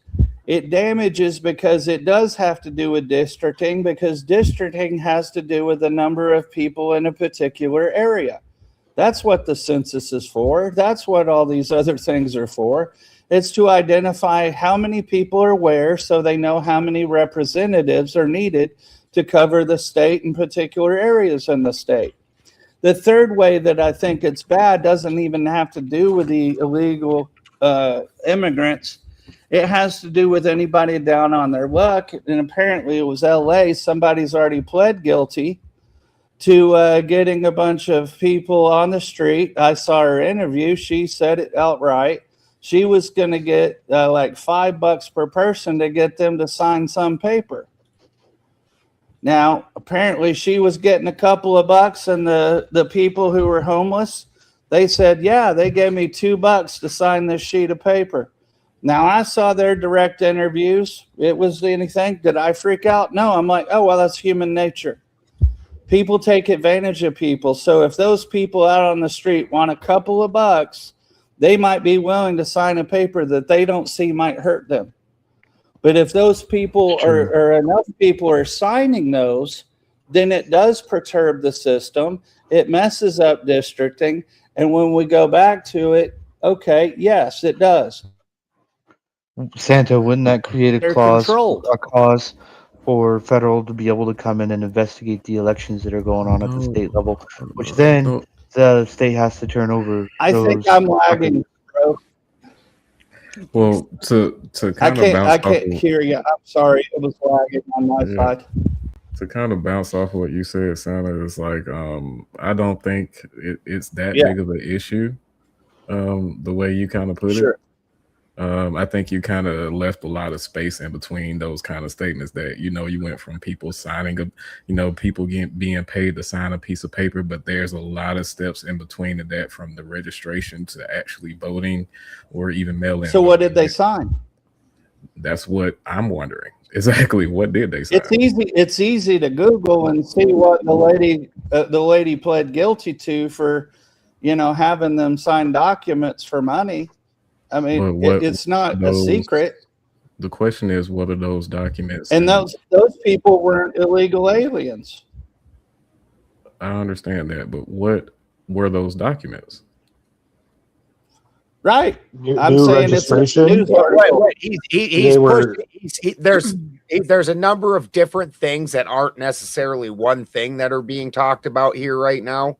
The one thing that you're discussing right now is they're going around to people, usually homeless people, and getting them to sign different, trying to bring different bills up, all polls, all that kind of thing. That's one issue. And them people, and they are paying him in cigarettes. This has been recorded in money, in food. So this is one issue, which is then that's getting things put on the ballots, which the normal voters wouldn't necessarily do, but you're paying people to put it on, to sign these things. So that's one issue. Where he's talking about the census issue, those illegal immigrants don't get to vote, but what they do is change the districting, and they typically live in more liberal areas. So then this gives those areas an undue amount of power, even though they're not getting the votes. That's still a liberal area. You're not really changing the voter dynamic, because funny enough, most illegal immigrants that come from Mexico anyways are typically pretty conservative people and probably would have voted conservative, but they don't get to vote. They're just changing it so that it gets redistricted, because they're going to put more representatives in that area because it's got a higher population density because of this. These are different subjects that don't really, they're not, he's just bringing up numerous things. Yeah, I get what you're saying, but I think that's kind of a conflation. Now, to bring to the document thing that was brought up by Santa, but if I may, here's how they can overlap. Are we suggesting here on this chat that there are no illegal immigrants who are homeless? Not too damn many, actually, that I've ever seen. Oh, I know. Those are the ones. Yeah, they all stay in the same house, so their rent is pretty cheap. Well, that's not it either. But Brenda Lee Brown Armstrong, I posted it in the chat. She pled guilty to this, and I got it from the DOJ. All I'm saying is that vulnerable people. Exactly. She was for a scheme where she was paid or she paid homeless individuals on Skid Row $2 to $3 to sign and fill out fraudulent voter registration form and political petitions. It's right there in the chat, in the private chat, in the public chat. I think it was something that other people were looking at for election integrity, started by the feds, interestingly enough. So the system that we have in place called that fraudulent activity. Okay, the last sentence. She agreed to plead guilty to federal charges carrying a maximum penalty of 5 years in prison. She pled guilty, bro. It doesn't matter how she got caught. She was doing it. But where the problem with the system in place comes in is they're going out and they're making it easy for these people to register, and then they actually, even when it's voting time, will come back and take them out for a meal and a shower and get them to vote and everything. It's a real problem. This is a California issue, though, mostly. But it should be easy for Americans to register. Yeah, I'm only talking about facts that really happen. I'm really providing the receipts, as we say, in the common. And if those things are going on, that's violating. I'm just as confused as you are. That's violating the HAVA Act. The story is about. I have the no NRVA of 1993. The HAVA I think we were talking, and I think I and the apologize. CRA Act of 1960, in which case the federal government can grant itself rights to be able to get into the state system and look at everything that they're doing. Even though ordinarily, no, you would be correct. The state doesn't have to submit things to the federal. But if those things are going on that, like Salty Santa just described, then yes, that violates the HAVA Act. That violates the NRVA Act of 1993 and the Civil Rights Act of 1960. And the HAVA Act of 2002, in which case the federal can grant itself rights to be able to go and extract that information and be able to set the record straight. Yes, those are your state, your federal absolutely can get into your those state. Are emergency powers, are they not? No, they're not. So let me read to you. Okay, so. It'd be situational powers. They don't just ever after get to keep digging in your state records. It would just be the remedy. No. Like there has to be a conclusion to it eventually. Yeah. Right. It's got to be for a purpose. Otherwise, and this goes kind of back to what I was talking about with the agencies, the DMV, your local police department, in their policies, by the way, policy is fucking law. I hate it when auditors do that shit. Policy is the law. It is a law if it's policy. That means it's written into the code. It is an ordinance. Yes. So here's the thing. Those policies those regulations require that those agencies act accordingly with whatever purpose has been stated. Whether it's legislation, sometimes it's legislation, or if it's an executive power that the mayor or your governor or the president of the United States has said, go do this. This is your order. If it's the chief of police, this is your order. Now go do this. There has to be a specific purpose. It has to be written out. It has to be given. This is why you have teletypes now. This is why you have even with radio traffic. Radio traffic's supposed to be recorded. All of the communications are supposed to be recorded. Yes. The only time that they get a little leeway on that is for tactical purposes. By the way, tactics and then even that, it's just in the moment, right? So everything that's done, everything it is done, it must be transparent. Okay, we're going to be transparent on this panel, and we're going to be transparent in the government. But with the save, why President Trump issued the executive order preserving and protecting the integrity of American elections, executive order? I'm sorry. Wouldn't what you just outlined be why Trump issued it as an executive order called preserving and protecting the integrity of American elections? So he could go in and he can look at all that. I don't like you're giving me a name of a bill or a executive. That was an executive order. Direct executive order from Trump. Which did what? That's a direct executive order from Trump. It's called Preserving and Protecting the Integrity of American Elections. The EO includes several administration policies with regards to voter registration lists and other records. For example, Wait, the an executive order that Section did a 2D, policy? That's yeah, why he issued it as a policy so that he could be able to go in and look Right. So and that's make sure backwards. that No, you can't do that. Right. So the regulation allows Donald Trump or whatever president or mayor or governor to issue an executive order upon policy, upon regulation. It is his power. It's the other way around. He is doing it because he has the regulation to do it. Right. Yeah. That's what I meant to say. Yeah, he can't do the job of Congress. Right. Congress has a Now, purpose. Real talk, we probably agree more than you think, but my example of what's happening on the ground is an example to Kraut as an answer to Kraut's question.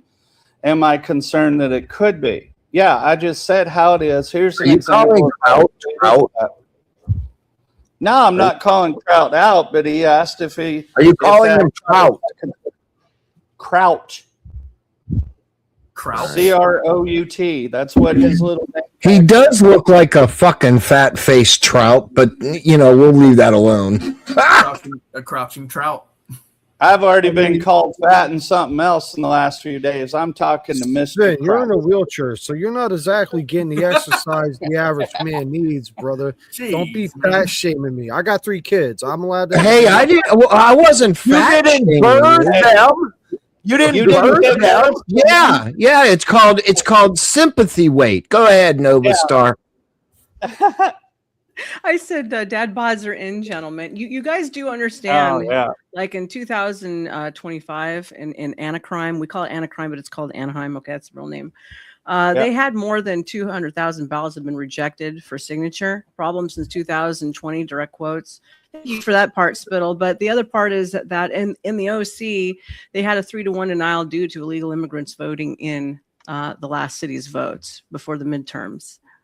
So, I mean, it's all right there. Yeah, and it does happen. Like the thing is, all the time. It does happen, right? And that part you can't get around either. I'm actually going to quote the civil rights lawyer: "Freedom is scary. Deal with it." See, I thought you would do that when you saw a civil rights lawyer right on his name. I was like, "Oh, here we go." But yeah, it was fun, y'all. I got to get out of here. I got work in the morning, and I got to get the kids up. Hey, real talk. Feel free to tell everybody where to find you. Thank you for coming in. You were an excellent debater.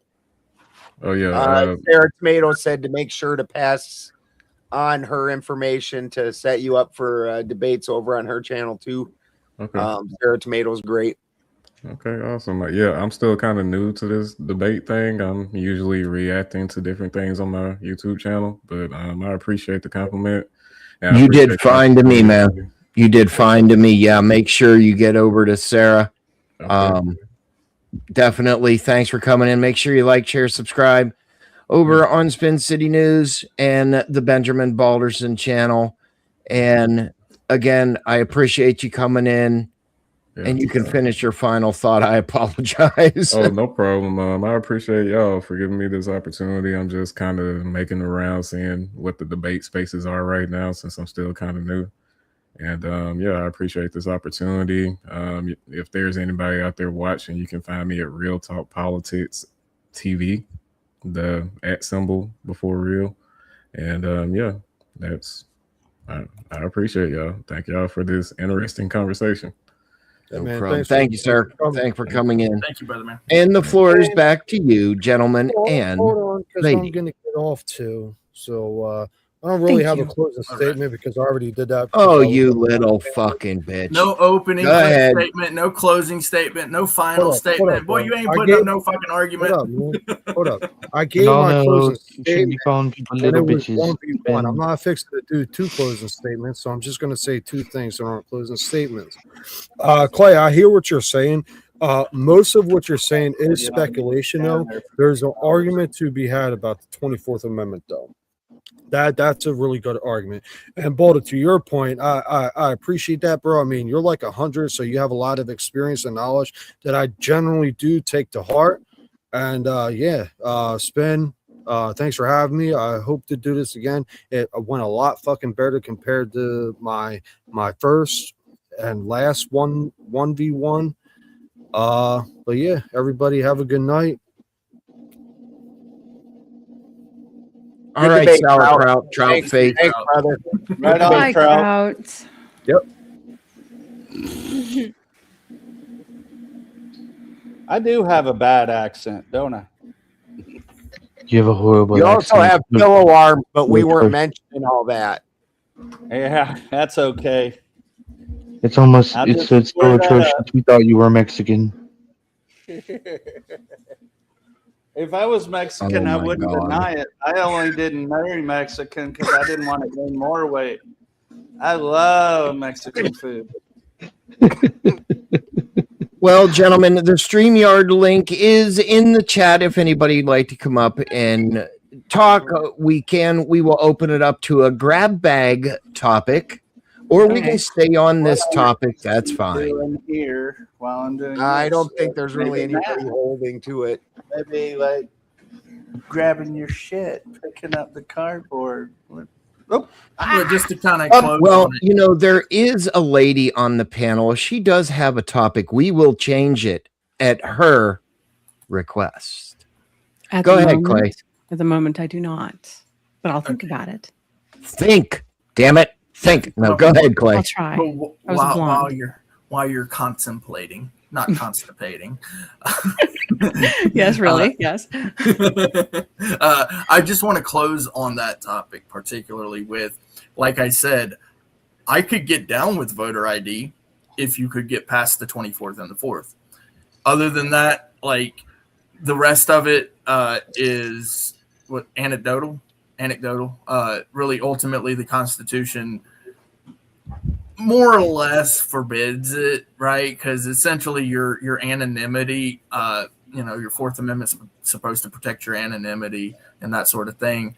And then if you bring money into the situation, if you're talking about voting, the 24th is going to block that. And then obviously, you do have some, like most of the states are actually well established already. So you're not only going to have to change that factor or just kind of bypass it, saying it's American inconvenience, but then the states themselves have well established laws protecting your anonymity within the data. I mean, there's literally tons and tons of laws restricting the usage of your data in improper ways. So it's not just the Constitution, but it's also the state's statutes and laws and ordinances as well. And it's not just the liberal states, by the way. It's the red states too. All of this, like they don't all have as many restrictions. I think it's like well over 40 though. Okay, can I respond to that for a second? If your ID is only observed to make sure that you get handed a ballot, where did you lose Fourth Amendment protection? Well, that's what I'm saying. It's the ID, right? It's not for a ballot, guys. It's for registration. The whole act is for registration, and they aren't really changing anything about the voting in and of itself. Well, when I went to the polling booth, I was asked my ID because I was already on the voter roll. So where was my Fourth Amendment abridged? Did you do that? Did you do that at one of the party stations? No, it was a polling it was a voting location within the doors of the actual poll. Okay. Yeah, because your party affiliation, your all that craziness, all that, it doesn't matter. I agree. Truth is, none of that matters. You can go in there and be like, I'm a I'm a leafy green American. That's my party affiliation. They're going to look at you and be like, who the fuck cares? Well, they care when Democrats or Republicans are running party only. Arizona was famous for this. You had to be Democrat or Republican to vote on certain, measures, ballot initiatives and stuff like that. It might not be familiar to you, but I thought it was an abrogation of my rights because the Constitution didn't say that I have to claim one or the other. Yeah, it's called anonymity. Like, here's the thing. I think that a lot of Americans. Sure, but how do I lose my rights by showing my ID where they verify my name on a roll? Let me say this. I think a lot of Americans are really dumb and they talk too much. And they show the government way too much information. So when somebody from the government says, hey, can I see your ID? Are you including yourself, Clay? Your answer should be immediately, do you have a reason? How about RAS? How about any RAS? Oh, no RAS? I invoke my Fifth Amendment right to remain silent. And then you walk the fuck away. That's how you handle that situation. Well, and then you actually what I would say too about that is you ask for a supervisor. You ask for a supervisor as well. You say, hey, sure. I want to speak to depending on where you are, because in some states you have a duty to ID. What most people don't understand is that might be your name and last name. That's still not your ID card. Yeah, if you're not operating a vehicle, that's not your driver's license, unless your state also specifies that. If you're not committing a crime, about to commit a crime, or in the act of committing a crime, the question is, or the statement is, am I being detained? And when they say no, then you walk the fuck away. Say, I'm going to continue my business. Sure. That's it. You and I agree on that. Whatever. We would handle it differently. I'm in the polling building or the voting building. Yes. There are observers there. Ballots are there. Okay. And I was registered to vote. Okay. What did I give up on my Fourth Amendment when I showed ID that I am he on that list? You gave and up they your hand me a information. ballot. You gave up your information. I've already been in the military. They already have all that information. They have way more than that. Yeah. So I was in Arizona at the time. Give it up again. Yeah. In that same vein. I love Fourth Amendment absolutists. When a government official does a certain thing according to regulation, it must be policy. It must be done according to whatever that regulation is. If they go outside of that regulation, or you suspect that they're going outside of that regulation, your next statement should be, can I speak to your supervisor? Right. I'm not arguing that point with you. I will once again just ask you to answer how my Fourth Amendment rights were abrogated or abridged by my showing an ID to match my name on an existing voter roll list because I was registered to vote. Are you required to show that information to vote? Yeah, I was. By that particular municipality? Yes. Okay. How about in the state? So how are my Fourth Amendment rights? Does the state require you? Yes. Okay. There's a statute that requires that. I'm almost certain of it. You would think that I'm out giving my information. That's not true. Look my name up. You won't find me on the internet. So you don't know. Big open talker person. You don't know whether an ordinance or a statute was written in order for you to show ID. It doesn't matter. You have to show how my Fourth Amendment. Whoa. You're saying that the law doesn't matter now? Yeah, I say that all the time. This is the problem. When you lit up. This is the problem right here, America. No, you're still talking over me again, brother. This is the problem. I'm not talking over you. You just said something really dumb. I'll just the law doesn't matter in America. For me to talk. I'm not upset. You can keep talking over me. I'm done with you. You said the law doesn't matter. I know you're done with me because you got worried about ordinances, and I said, "Hey, free man's not worried about that." You don't know. You're telling me shit. You didn't answer the question. You're avoiding the question. No, you are avoiding even looking. I'm not up avoiding whether shit. there's an I asked ordinance you or a statute question. You required- can't answer it, so you're requiring full you of to show ID. bluster. You're You full of are bluster. stupid. How long is it before you rage quit, bro? You are stupid. How long? How long? Bro, this is the stupidity right here. This is the This is- stupidity. you're calling the me person who's stupid telling now. me that he was I required love to it. show ID doesn't know the ordinance or statute that requires him to show ID. Yeah, because the rest of us aren't paranoid. I know it. I know it from my state. It's not You were the one paranoid, giving it's out knowing the fucking information law, about learning the Tucson. goddamn law. when You're you literally going to sit there and say that you were required, literally but there is no talking law. about Or at Tucson least when you don't didn't if know there's it. a law. I pulled up You your don't know law. if there's a law. Gentlemen.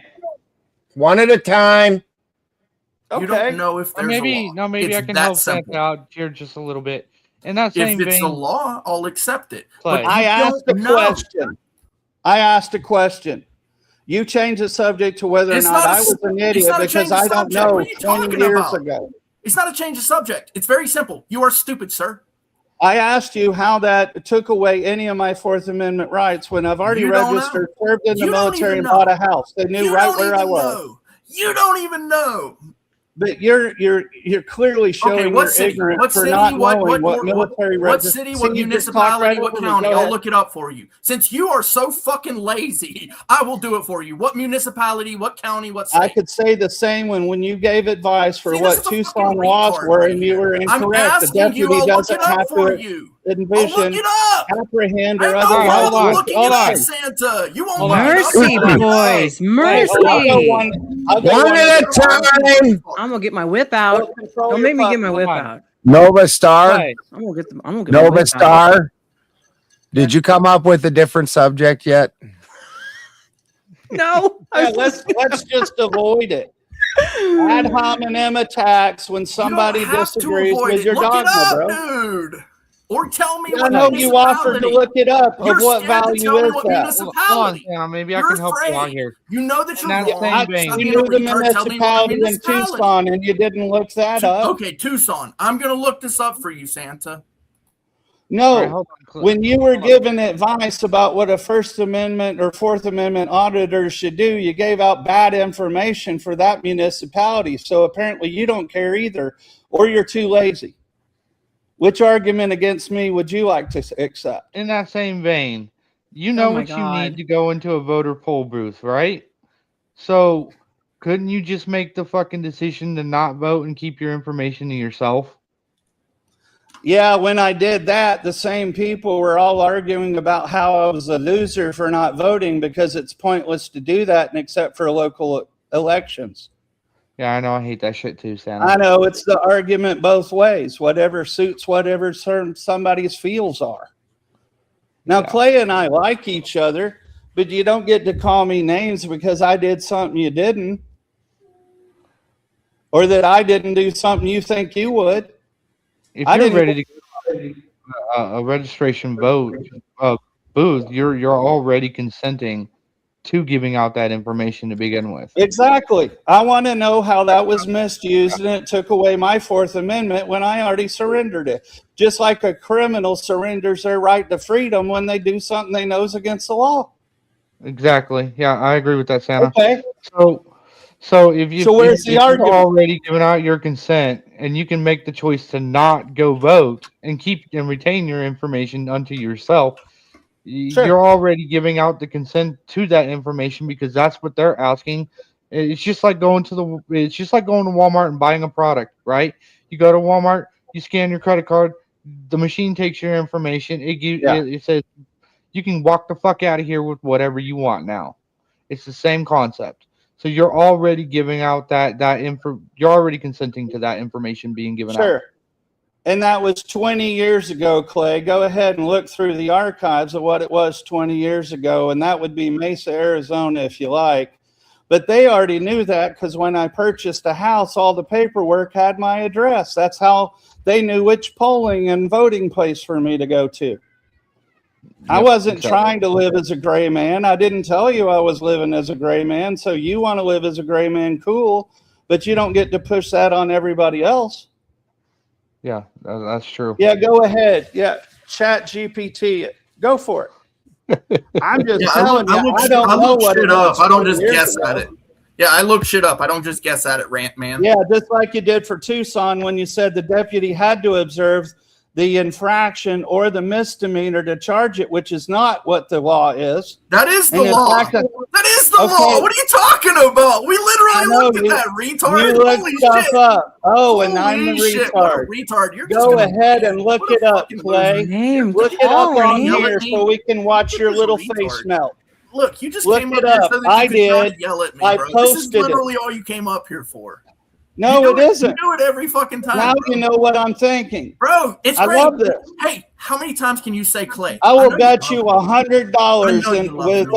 Spin as the person Guess that what? that's the law, Guess the what? prevailing Santa, law I where love that you, guy bro. was arrested. I love you too. Hold on, guys. We have money on the Okay, on the screen. $500.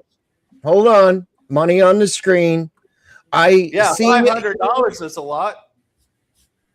I seen you round for a long time. I really remember when you drank my wine. Why can't we be friends 4 times? Why can't we be friends? Why can't we be friends? And gentlemen, $500 is serious money. You can clip it. Go look at the prevailing law. About money? I'm talking about Tucson where you were shouting off that the deputy needed gambling, retard. And now you're just talking over again. I'm giving a precise example of where you go off half-baked right now. and then you just talk over people. You've been talking the whole fucking time, dude. You just ranted for like 10 minutes. Shut the fuck up. $500. Spin, do you understand what I'm asking for? But you can't see it, okay? Shut the fuck up. I'm a big prick. All these hold on, Clay. everywhere. What the fuck? Clay. Just up $500. Shut the fuck up. Okay, Santa. Hold on. Money. $500 is a lot of money. Okay, Santa. Oh, Santa, will you please clarify what you're saying to me? What I'm saying is I've got $500 against our buddy. Okay. Who's averring and swearing on the nobility of researching stuff and knowing what the laws are in a particular jurisdiction and how I'm supposed to know it from 20 years ago. He mocks me for not knowing it 20 years ago. My counterclaim is with the arrest in Tucson, he specified, and I will paraphrase, I may not be able to quote, that the deputy had to observe the unlawful activity in order to arrest. That is not the boundary. That is not the district's finding. That's not the law in that area. Okay. Now, so let's get the terms straight. Sure. Let's get the terms straight. If he can prove you wrong, I get $500. Well, it has to be shown. I'm not equivocating. I'm just saying proof is the actual codes and laws and definitions by the same. These are all in the state. Okay. And they're in the county that says that an identified witness can provide a statement which provides reasonable articulable suspicion and probable cause in the state of Arizona and where they were. That's why he could be arrested right then. The officers or deputies do not have to observe that behavior. Okay. All right. That's what I'm betting. I'm saying, don't tell me to do something that you were unwilling to do yourself when you opined. The officers have to see that behavior. They don't have to in that area. Period. Okay. So this is what we'll do. We'll pin that. Clay can do his research or whatever he's doing. Okay? Sure. And if he proves you wrong, and what would be the qualification? I said on the districts, right? There's the district, and then you got the county, then you got the state. And then you have the federal, correct? After the state. The federal doesn't even apply. The arrest authority could go up to the state. Okay. All right. So this is what we'll do. If you lose,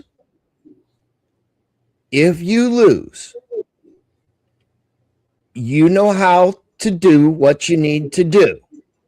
Yeah, what's he gonna do? I don't know. That's between y'all. Now wait. No. Wait. When I was a boy making a bet, when I've been a man making a bet, I'm okay with you being in the middle of it. One of us can hand you $5 and you win either way. But I'm talking cash, not the other. Okay. All right. Now, this is the deal. Well, let me think about it. But if he proves you wrong, the money goes to Mr. Balderson. Okay. The money goes to Mr. I'm Balderson. shirtless because I was not on the panel before. Now I got his attention. I got Ben's attention now. So now let him do his research. We're gonna do this amicably. Clay. Yes, sir. Amicably. Okay? I know it's going to be hard. It's okay. Yes, you can do that in your head, behind the camera, behind the screen. So I'm going to bring everybody back up. Clay, you have as much time as you need to prove him wrong or concede. So I'm innocent until proven guilty, right? Just like the jurisprudence of our wonderful country. Dun, dun, dun, dun. Okay. Let's get ready to rumble. Man, I love you, man. No, Santa, you are innocent until proven innocent. How's that? Well, that sounds more like how it actually happens. I don't want him to show my boobs. I got the chat already telling me I'm shirtless here. Uh-oh. I'm not trying to compete with Nova Star. 80% donate. Oh, great. She's gorgeous, and I'm dog chow. Thank you. You are not dog chow, sir. Don't say There was a that. reason I was only an icon. I'm not an exhibitionist. Puppy chow. I am a But little bit. I do think that facial expressions are important, and I did want to provide that courtesy to Clay. Because when people are disagreeing, sometimes facial expressions are important. My motivation is known why I came on the panel tonight. Feel free to ask Spin at your leisure. I guarantee it wasn't to argue about Tucson or anything else for that matter. I didn't bring up Tucson. I know, I did. When you told me how I should know what the voting requirements were and what the state requirements were 20 years ago. And then you told me I had to know them and research them. So I'm saying, hey, here's from a week or two ago. Practice what you preach, brother. I do like what you have to bring to the table. Thank you, sir. I really do. Yeah, and everybody can make fun of my weight. I'm not really too sensitive about it. No, then you just said that I I know why I'm overweight. You don't. You want to ask? I'll tell you. But it's not from eating cookies. It was actually cereal while I was sitting there staring off into space watching cartoons because all the pain medicines made me a twerp for 10 years. So Mr. Santa, Mr. Santa, maybe this will calm you down. Maybe not. Say hey, Santa Claus here. And listen up, folks, because do I have something spectacular for you today. If you've been walking around with a testicle on your neck and you know who you are, there is finally a solution. You need Mr. Balderson's Mega Blaster. That's right, the Mega Blaster. This incredible device works like absolute magic. Now, how much would you pay for something this amazing? Don't even guess, because you can get Mr. Balderson's Mega Blaster for just 4 easy payments of $29.95. But wait, if you order today, And I mean today, we're going to throw in the spinning wheelchair seal absolutely free. That's right, free. Call right now. Don't wait. Mr. Balderson's Mega Blaster. Get yours today. Ho, ho, ho! Somebody's showing off their Exceptional. subscription. Now I'll put my shirt on, chat. So we're ready to be serious now. But Spin, did I come on the panel tonight for the reasons aforely mentioned by Mr. Clay? Yeah, when you sent me that DM over in Discord, you said that I see Clay's on the panel and I really want to piss him off. Yeah, and then I was like, well, I guess we'll see you on the panel then. It'll be like this. But as you mentioned before, Ben, why does your tool cost less than the liberal salty tears? Yeah, that's what my question was. How come I mean this thing that they're talking about with mine, the blaster, that sounds like a large potent tool, but Clay's fucking salty tears, he gets like 30 more bucks over it after that. Like, why is my thing so cheap? What the fuck? It must be an age thing.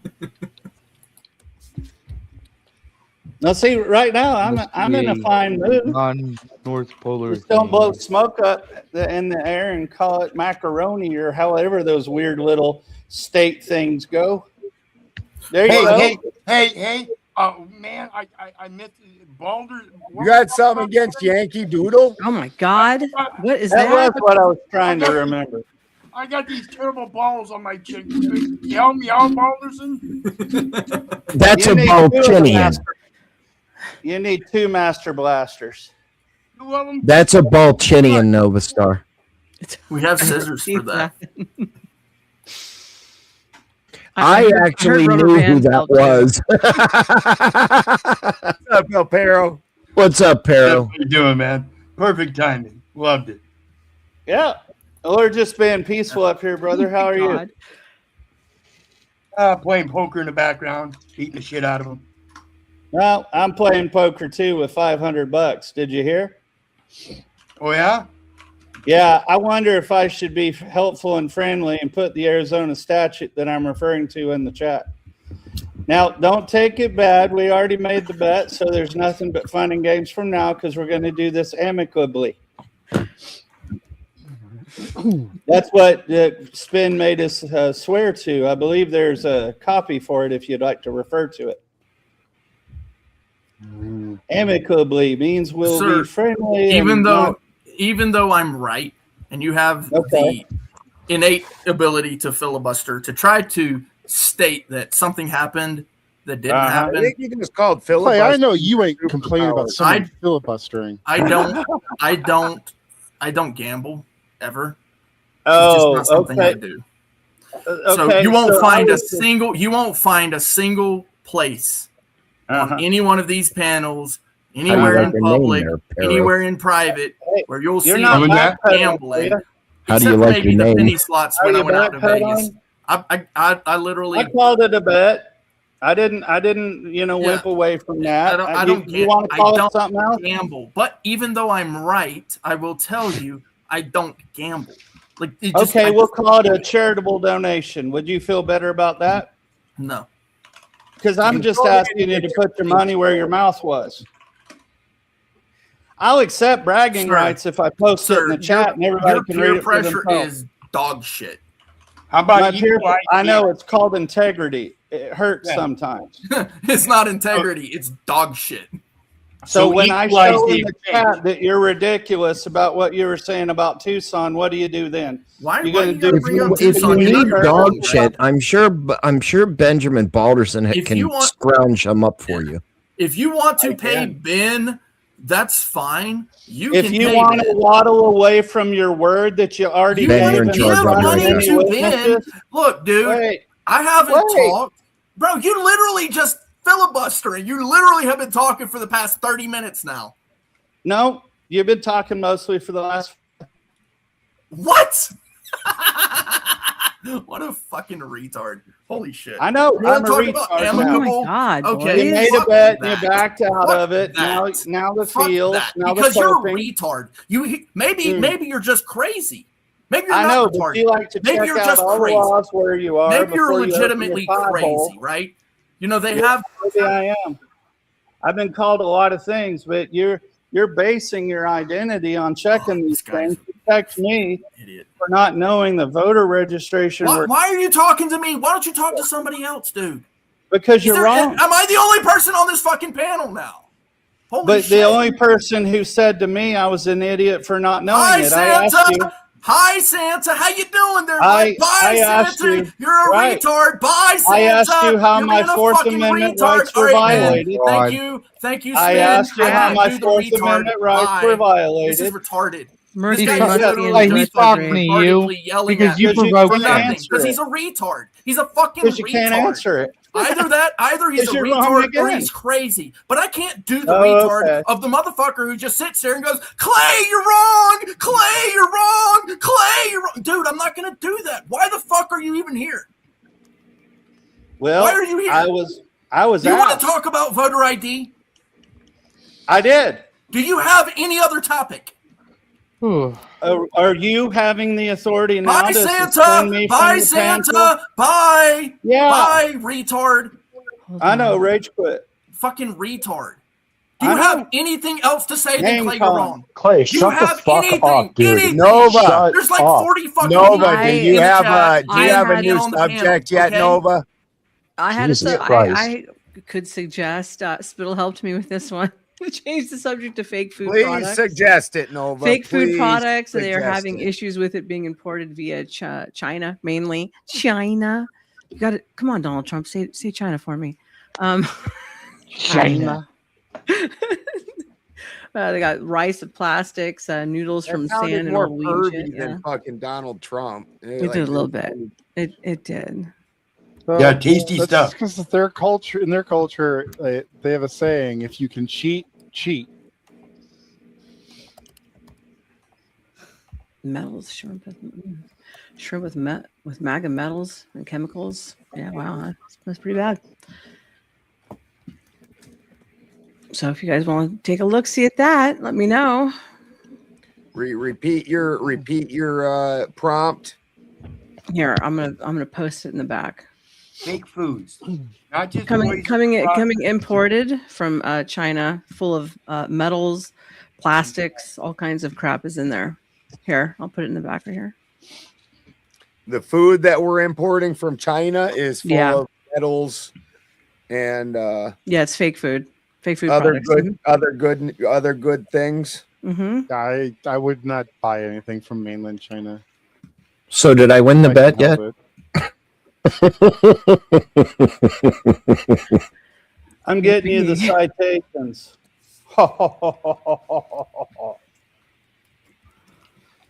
Because as we know,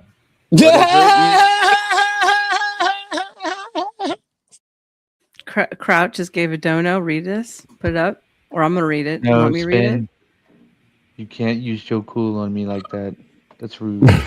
Kraut Mick comes in with the Big Ten and says, I'm married, I guess happily. So don't take this the wrong way. But for now on, if Nova got her puppies out, then Santa goes on with no shirt. Oh my God. I would have to wear a bikini top. I'm for public humiliation for a good cause. I vote for that. Oh. It's a bikini top or it's TOS, boys. Come on. Yeah, no TOS, no TOS. Settle down now. Aria's laughing. You know, Man, get your butt up here. No, I just like men to back shit up. That's all. Sorry. You do seem to particularly have a hard on for Clay in the recent past. Damn. Santa. Sure. Maybe Maybe it's a collection of times that I might have been called a retard and I don't know what I'm doing. So before I formed my opinion about Tucson, even after living in Tucson and understanding something of the statutes there, I knew it was wrong, so I went and looked it up. So, yeah.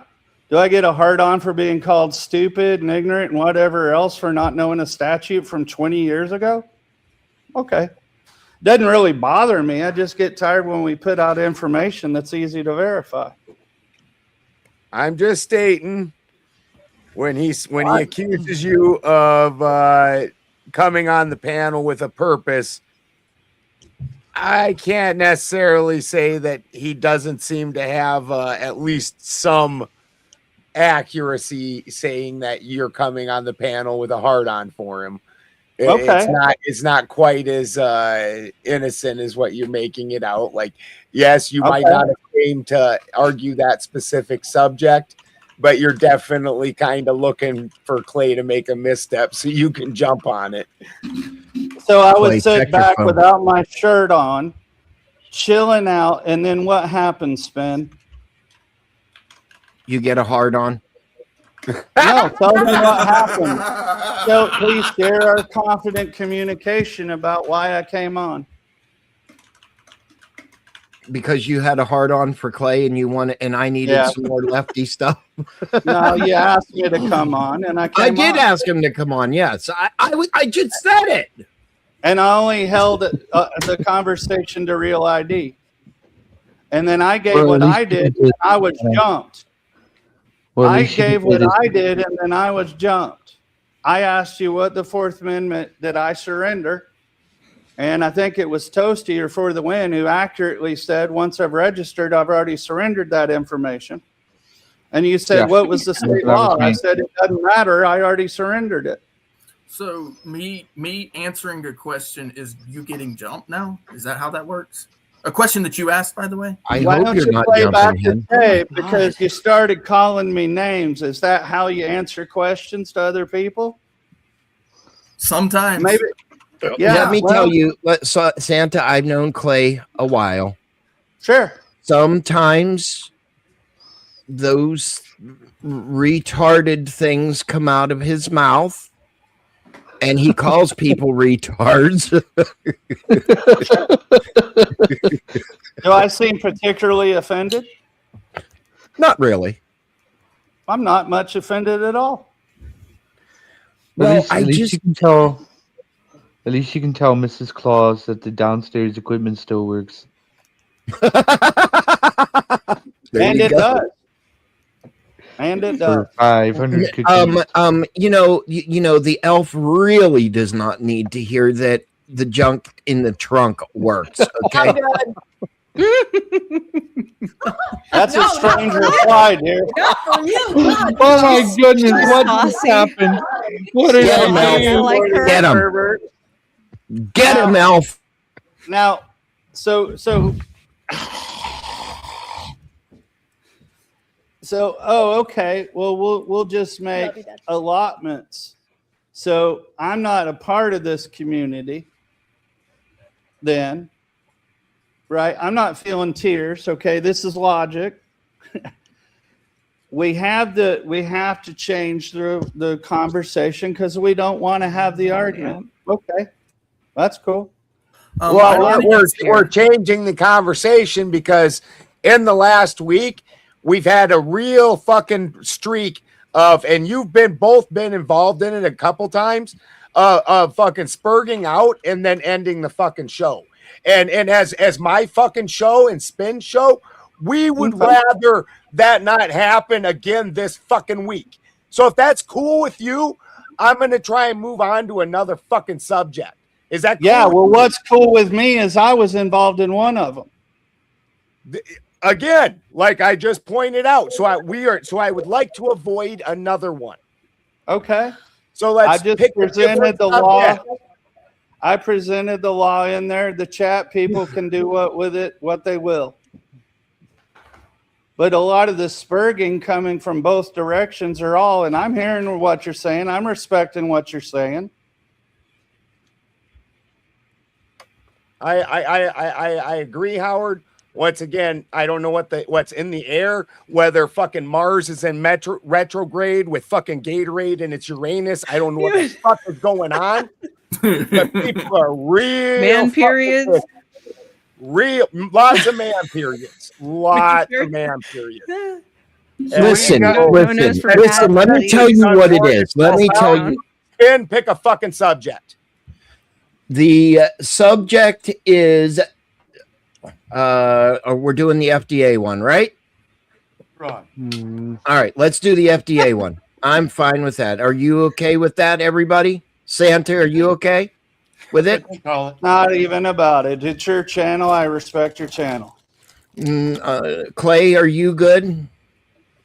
I linked to an article in the back. Balchinian? If anyone wants to grab it.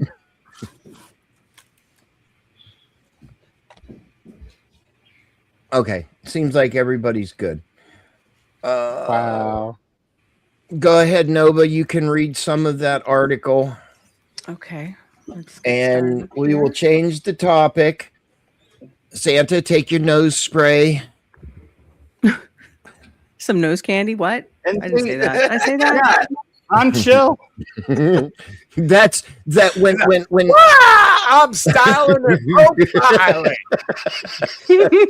Balchinian, hey, Balchinian, I think you need to take a drink. Oh shit! All right, you ready for me to read? That's some hard stuff, guys. Hey, the next $10 super chat to Mr. Balderson, Balchinian has to take a drink. Shot every time. $10 donos. He gets a. Oh no, he can only do one. Yeah, I gotta stick to my principles. Yes. So the next $10 super chat over on the Benjamin Balderson channel, the Balchinian has to take a drink. Now you want somebody that doesn't have principles? Go get Caucasian Sasquatch. He's up for it. Okay, He's got principles. Just not having a lot of drinks is not one of them. All right, there you go. Miss Nova Star, please. I was waiting for you to prompt me, sir. You have been prompted, stomped, and voted for. $100 dono to me, and I'll put on a bikini top. Okay. Economically motivated alteration, EMA, occurs when someone intentionally leaves out, takes out, or substitutes a valuable ingredient or part of a food. EMA also occurs when someone adds a substance to a food to make it appear better or a greater value. For example, when manufacturers add a cheaper vegetable oil to an expensive one, they call it blending. You have to pay attention to your labels now, kids. A lot of attention. They are cheating the customers. We refer to this type of EMA as a food fraud. Okay, so we're talking about food frauds, and it's happening all over the place. It's a common type of EMA that the FDA deals with, but EMA also occurs with other products, including animal food and cosmetics. Some types of EMA are also misbranding violations. Estimating how frequently food fraud occurs is exact. Who's doing that? Who's rubbing the mic? Stop it. Somebody's typing. So not me. I thought someone was rubbing their mic. I thought they were masturbating their mic off. I don't know. All right. You got that your typing sounds like that. Okay, hold on. Money on the table, Mr. Balchinian. A, B, C, D, E, F, G, all the alphabet. Now I know my ABCs. Next time, won't you sing with me? No, we will not be singing. Mr. Balchinian, you need to take your drink, sir. You're on. Bottoms up. Ooh, whiskey? No. Shine. Oh, damn. You're muted, Balchinian. Homemade shine. Damn. Just that tip right there already got him tipsy. Woo! Damn. Yes, sir. That's a champ right there. And I see Yeah. why it's only one. The next $20, the next $20, he gets to finish the bottle. Yeah. Okay. We don't want to call the paramedics, do we? No, maybe we shouldn't be doing that. Fucking shine, jeez. Make Dear Hey. Lord. blind again. Are you fucking complaining, Balderson? Shut up. I'm helping you out here. Does that violate? Not by trying to kill Pero. Well, that Bitch doesn't ass violate. slaves. That doesn't violate TOS, right? I don't know. I'm sorry. I'm sorry, Nova. We money. No, you know, when you're money's on the fine. table, I become a whore. So go ahead. I do the same thing when I ever get it. Okay. Estimating how frequently food I fraud have occurs is no exact. comment for that either. Shush you. Economic impact can be hard because food fraud is designed to avoid detection. Outside estimates by experts have found that food fraud affects about 1% of the global food industry at a cost of about $10 to $15 billion per year. Although some more recent experts' estimates put the cost as high as $40 billion a year. EMA isn't just an economic issue, though. Depending on what is added, substituted, or left out, food fraud can lead to health issues, a lot of health issues, some major and even death. Some examples include lead poisoning from adulterated spices. There's a lot of lead in our spices now these days, by the way. Allergic reactions to hidden substituted ingredients that contain even just one food allergen, like examples of food fraud: honey, maple syrup, olive oil, all seafood. I only buy wild seafood and only wild juice, spices, infant formula, pine nuts, and then you guys can jump in. Thank you, God. Moon, she's here. Yay! Girl power. Nova Star fucking Yes. she only eats seafood after she puts on her mermaid outfit and jumps in the ocean and goes. That's out. right. They call me Ariel now here. Yeah. So Yeah. don't make me sing the song. You know, I coined that Ariel. Okay. You I did? coined It that. was you? It was me. I called Oh. you Ariel. Oh, okay. Well, it's working because the crowd has been saying, "Oh, look, it's the Little Mermaid again." We just call Mooney Mooney. Mooney's cute though. She's giggling. Hi, Mooney. Hi. If we put you two in a room together, we would be all the danglers would be kicked out. That's all I'm saying. Probably. Yeah, definitely. I don't know, Moon. I'll just leave my camera in the room. How's that? What's up, Andy? Love you both. Okay, I'm sorry. Go ahead. Go. So go ahead and kick it off, Moon. What do you think about adulterated food made to be more visually appealing, but not necessarily nutritionally fucking what you would want it to be? I personally think that it's completely barbaric and stupid. You know, you see like these commercials, especially going around that, you know, I feel like barbarians don't eat McDonald's. Probably you not. see these farmers holding up like peppers and tomatoes, and you know they're not cosmetically pleasing because they have a mark from the vine, or they're slightly discolored.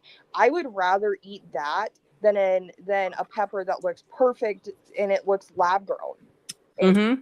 To me, it's almost displeasing to the eye because it's not natural. And we have money on the table over on pill.net. Drunk Pinata sends in the can. Gotcha, bitch.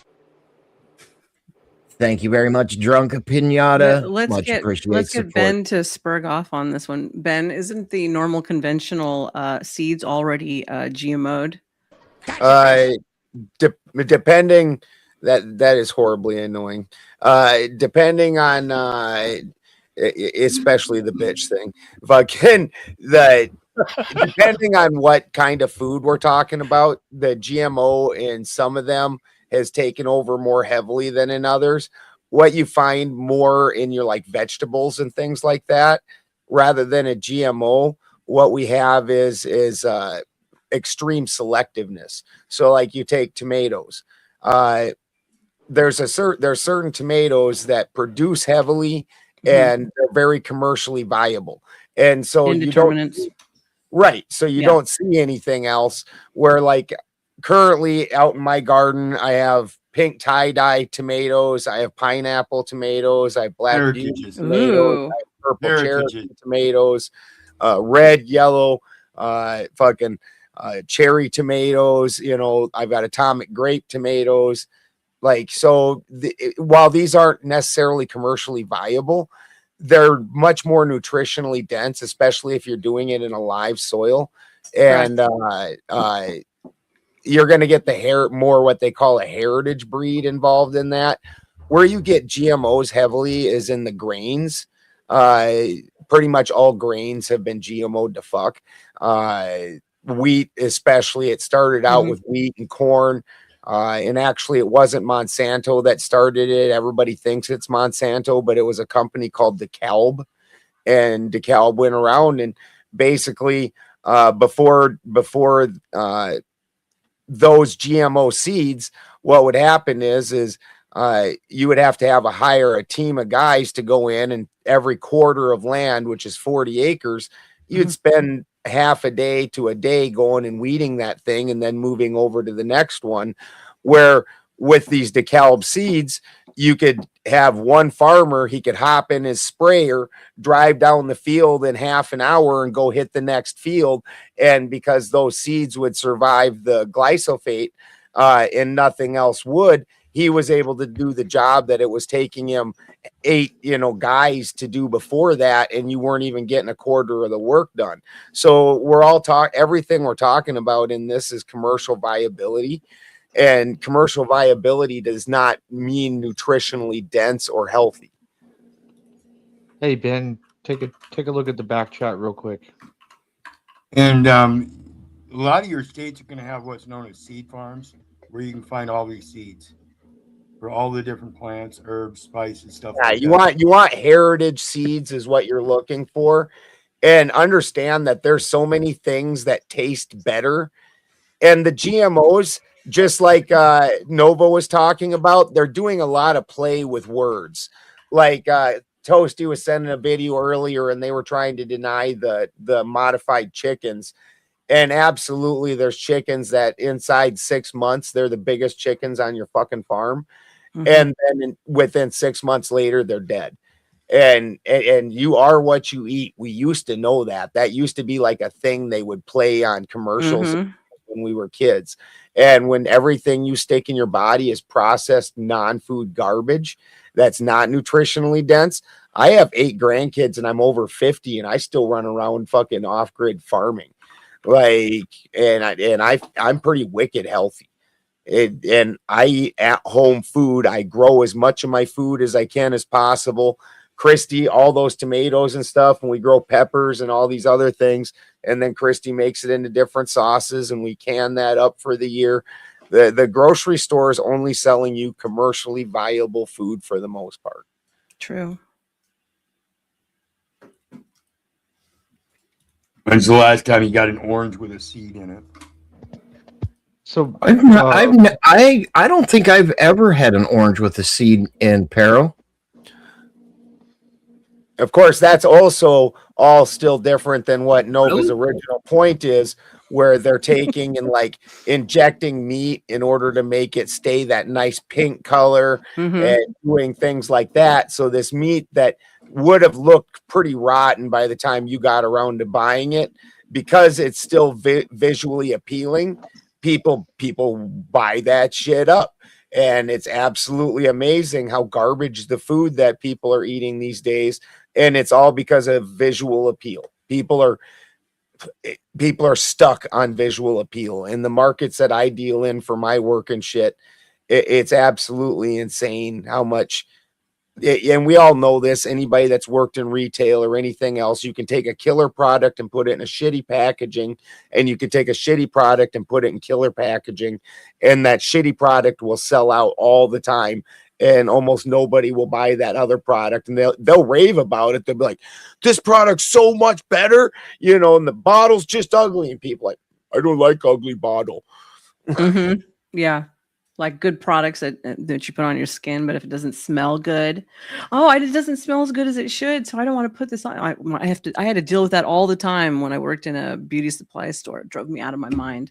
Dude, Christy makes her own salve. We make a bunch of health products, and Christy makes salves. So we try to get as all natural as we can. And at one point,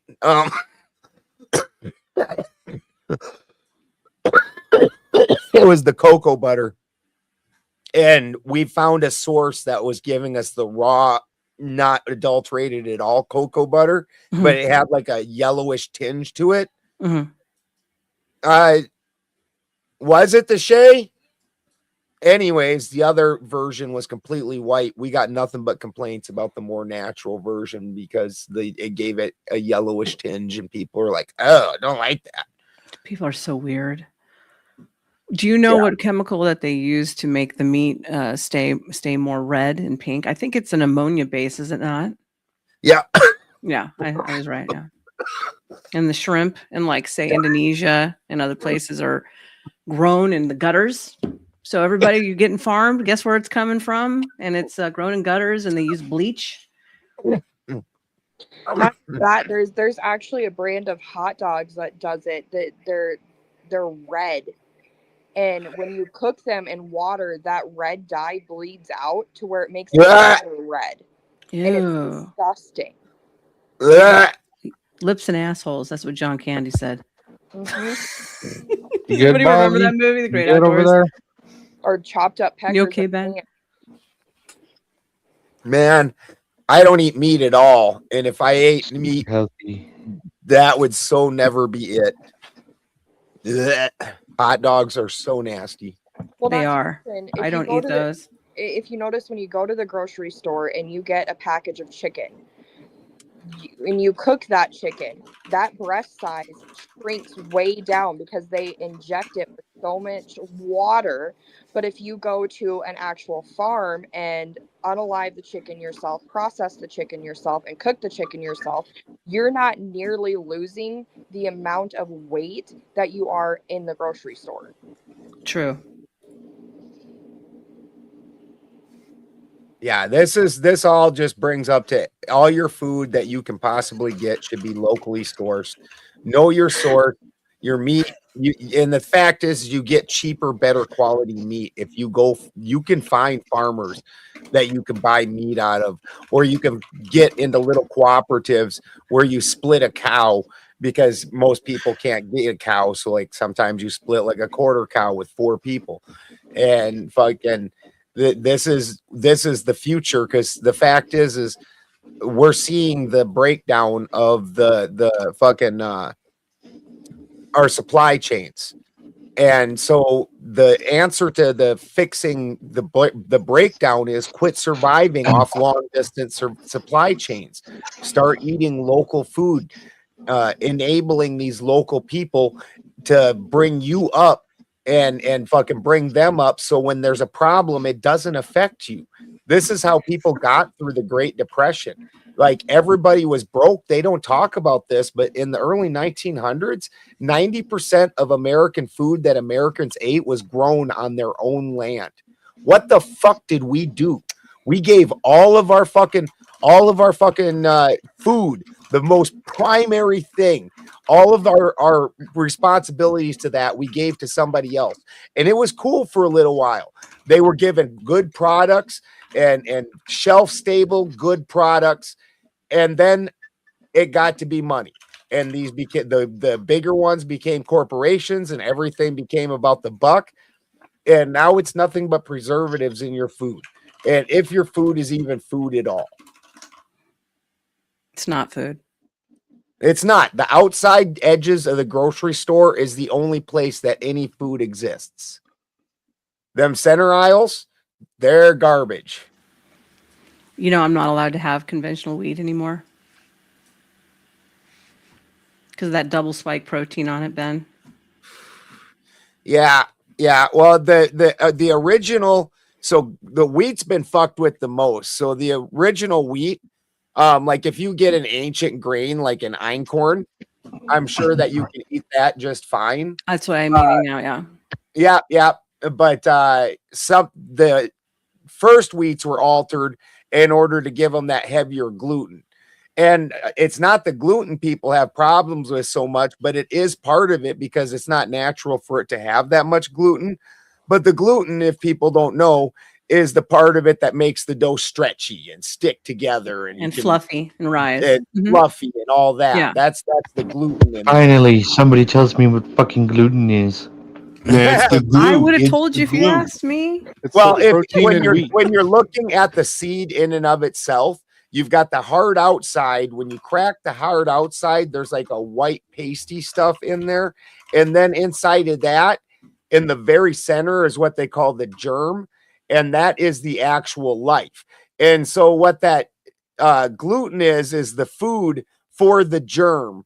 And so what this is doing is just making it a heavier, stickier gluten. And that's been altered for years just for ease of making pastries and baking products and things like that. But then they further GMO'd it in order to make it so it was tolerant to glyphosate. And that's when you now really, and that happened back in the early 90s.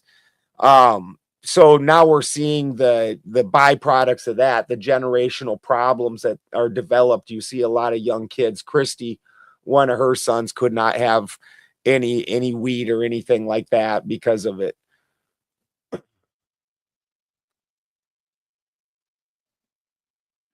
You know, when I had my accident, I became what's that? I couldn't eat gluten. Yeah. What's that shit called, Nova? I forget. Celiac. Celiac disease. Celiac, yeah. Yeah, celiac. And then all of a sudden I tried a regular burger bun with a burger on it. Mhm. I was fine after that. The other thing was milk or dairy. Yeah. And when I went to the doctor, here's the ironic part. They had me on more medication than you would have in a fucking grocery store, right? They took me off a lot of them.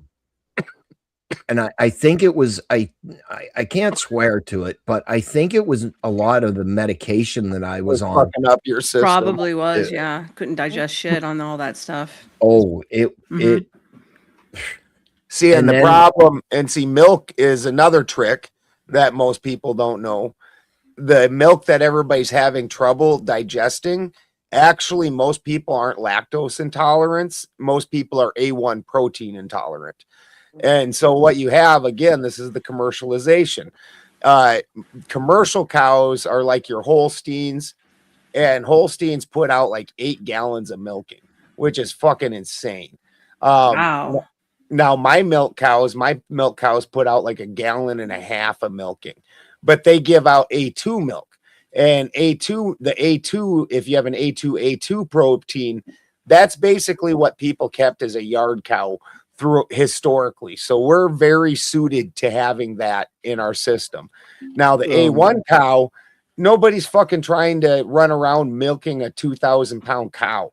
Like those things are so hard to deal with. But you know, in today's industrial society, you can deal with them. That's still very dangerous. If you look it up, a lot of dairy farmers are killed by their cows every year. What? It's a pretty dangerous. Yep. Well, again, when you're dealing with a 2,000 plus pound cow, as opposed to my cows weigh like 600 pounds. I mean, yeah, they're stronger than me, but I can push them around. They aren't going to fucking hurt me too bad usually. Where a 2,000 pound cow, you might as well be getting hit by a car. But again, they produce eight gallons. My cows produce 1.5 gallons. So when you're looking at commercial viability, the Holstein milk is much more commercially viable, but it's also not nutritionally available for a lot of people because of the A1 protein instead of the A2 protein. And then furthermore, in order to keep your milk, because people don't want to deal with locals, they have to pasteurize their milk, because if you didn't pasteurize your milk, then by the time it got to the store, because here's the deal, raw milk takes about 4 days to start getting funky and tangy, because it's got the pieces in it that start breaking the milk down. It's alive. It's got all the bacteria and stuff to break it down, which if you drink it that way, it's much easier on your digestive system, but it also is not going to take and be shelf stable. So 4 days Well, if I milk my cows, the guy who comes around and picks up the milk only comes twice a week. So you got a 3-day and a 4-day run where your milk's sitting in a fucking tank. Then they take it right to the plant. By the time it gets to the plant, if you were doing it raw, you would still have to bottle it, then distribute it to the trucks, which would distribute it to the fucking stores. And then it would sit on the store shelf for a couple days and you would take it home. And by all this point in time, you've got some cheese going on. And so instead, they pasteurize it, kill all the bacteria that's starting to eat at the milk at this point in time.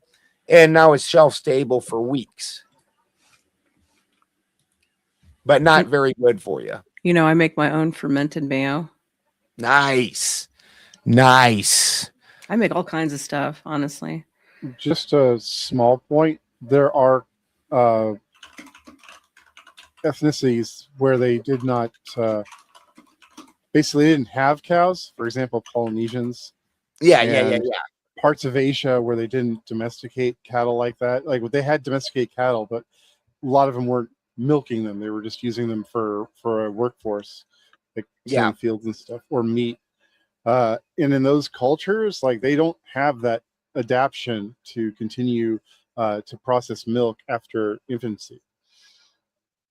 So and for see, them, this is what I'm talking about with the A1. We were adapted to the A2, but not adapted to the A1 because back in the day, those of us that did keep cows kept these little 600-pound cows, not 2,000-pound cows, because who wants a 2,000-pound cow roaming around in your yard?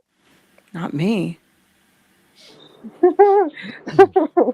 No, my beautiful have Lola, she's you know, this pretty little red 600-pound cow that's like, you know, just going along, you know, having a good time, only mildly destructive.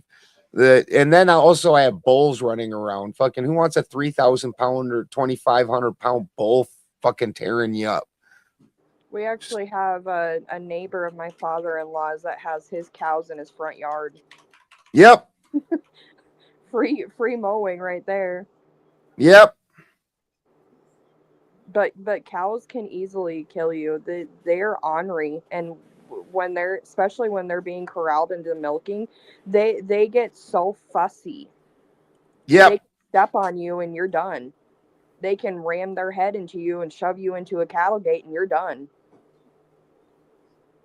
Good. My neighbor, he kicked because they don't know exactly what's behind him all the time, and it kicked him right in the hand, shattered his whole fucking hand, just bam. Mm-hmm. Yep. Same thing with horses. They do the same thing. Yep. Yeah. I used to ride those also. No jokes. No jokes.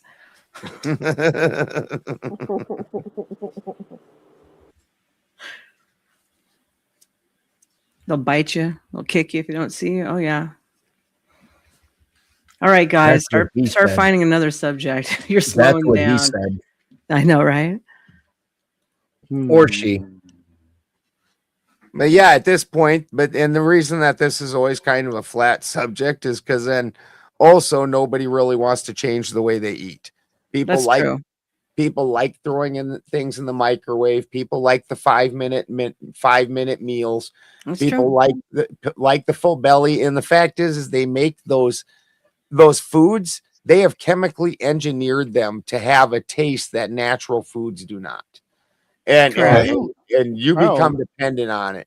Plus, I don't need a whole lot of that stuff though. I make most of my stuff from scratch, or as much. That's what I do or at least too. just from scratch as I can manage. I'm not grinding my own wheat. Yeah, I don't own a microwave. I got rid of it. Grind your own I don't weed? either. Wheat. Yeah. I would love to grow my own weed, but not. I actually do grind my own. We have our fucking mill, and we have 4 different kinds of wheat, including ancient grains. That's why I know like einkorn and shit like that, because we have those grains.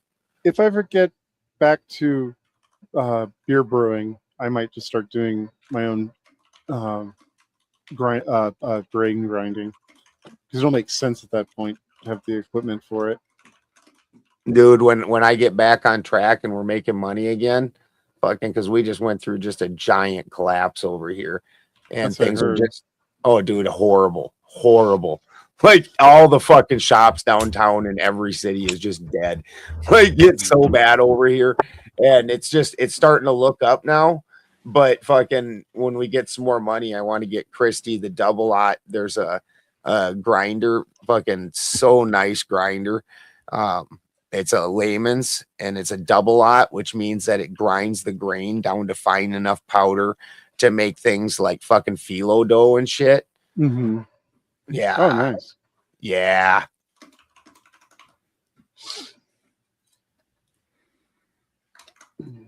Okay, what do you think about, before you change the subject, what do you think the difference is for everybody who doesn't know? I know, other people probably don't, between grass-fed and then commercially grown beef animals.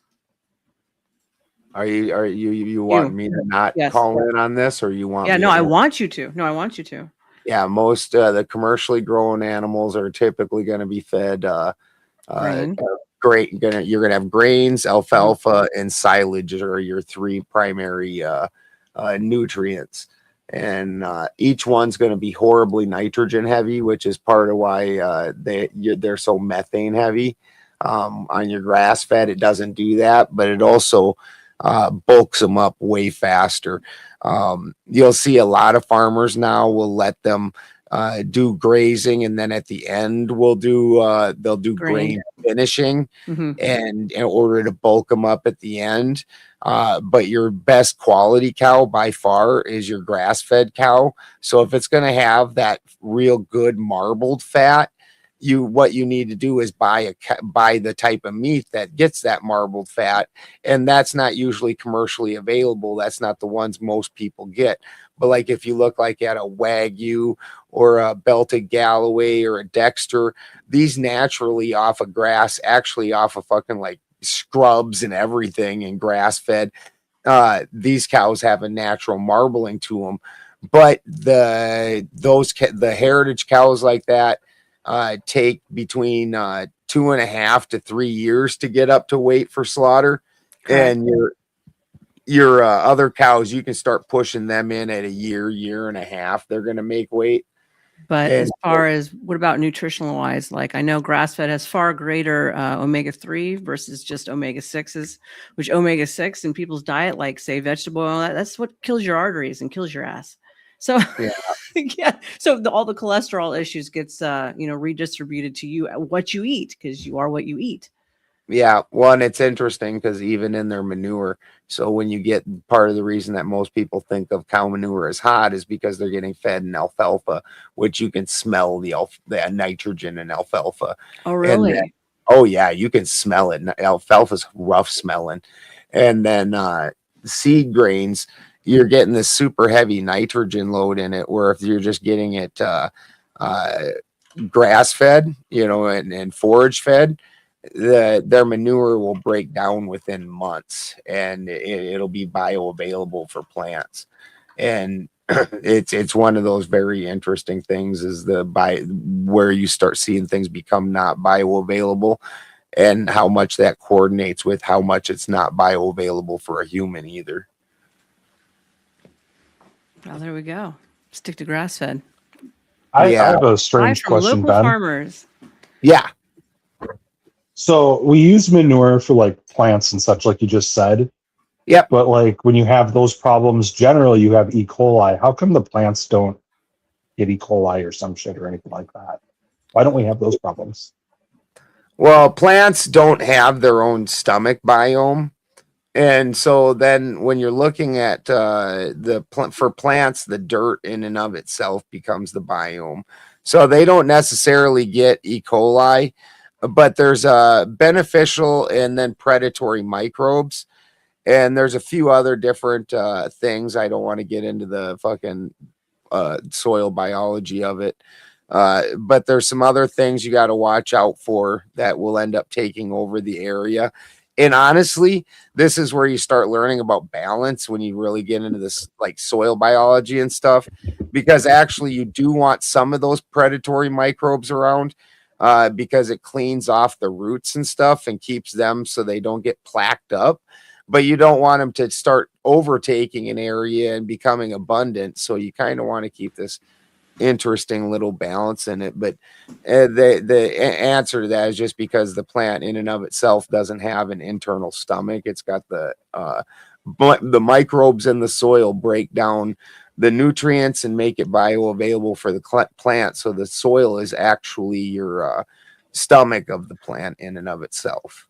And with that, this is part of why living soil is your best for your nutrient density, because then when you're keeping them microbes alive, they become more very similar to like in sourdough bread or in wineries or whatever.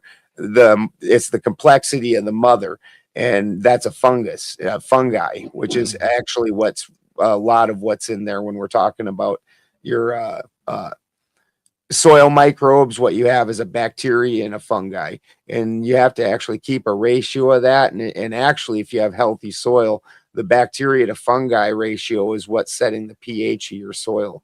And you actually don't need to use like pH ups and downs and shit. What it has is when your soil is off by pH is because your bacteria to fungal ratio isn't quite right. But when you start having living soil and you're not going and tearing up the biome by tilling every year, and you're doing things to maintain the integrity of that biome, it becomes more complex, similar to like a sourdough or something. And this starts bringing out extra flavors in your food and also extra nutrients in your food. And it's absolutely amazing, but this takes a lot of manual labor. And then you go to the fucking farmer's market and you want extra money for your products because you put in all this extra work and you make the teas and you do all these other things. And people look at you like, yeah, I can go down to the grocery store and get that for cheaper. Well, then do it, motherfucker. That's because that shit at the grocery store ain't even food. Go fucking do it then, fuckwad. Hey, Ben, you ever done any beer bread? Anybody? Any what? Beer bread. My mom Beer used bread? to. Beer? Oh, absolutely. Beer When I got to Germany, we ordered pizza, and she made fucking homemade beer pizza, and we asked for pepperoni, and I don't know if they were fucking with us or if that actually translated in, but she's like, oh yeah. And she fucking puts jalapenos inside that thing, and it was all covered in cheese, and we all bit into it, and they were fresh jalapenos too. And fucking, oh my god, we still finished it, but that was so delicious. It was all homemade with their own beer batter and everything. It was fucking great. Yeah, the best. I love it. Ben, I am growing Carolina Reapers and Scotch Brits. Nice. I got Reapers and Scorpions and Cayennes. I got a shit ton of Cayennes because I use that a lot. Yeah, just ask Mrs. Balderson about that. She'll tell you all the fuck about it. We were on panel and Christy was getting the Cayennes and the Reapers, or the Reapers and the fucking Ghosts, and she didn't put on fucking gloves. And she had just gotten her teeth pulled that week, her upper teeth pulled. And so her gums weren't closed up, and she's sitting there, and all of a sudden, like, the air is hot, and spicy. You're like, why is it my eyes watering? What the fuck? And Christy in the meantime not only had it all over her hands and touched herself, she touched her gums and got fucking fresh Reaper and fucking on her open wound gum. Yeah. That was a rough night. Did you play any Blue Oyster Cult? Shit lava, folks. No, we did not play any Blue Oyster Cult. When I turn off the panel and turn off the generator, there is no power at my house. Have you ever? I've heard of like people playing music for their plants, and like they get more growth and stuff out of them, and using copper to get extra growth out of them. Have you ever done anything like that before? The electroculture thing. What I have a problem with, in today's society, they make everything so kitschy, just fucking cheap and garbagey. So if you really look into electroculture, what it gets into is different voltages doing things from stimulating plants to repelling different insects and things like that. And that actually is an absolute, complete science. They went through and fucking, you can find the different voltages that do the different things.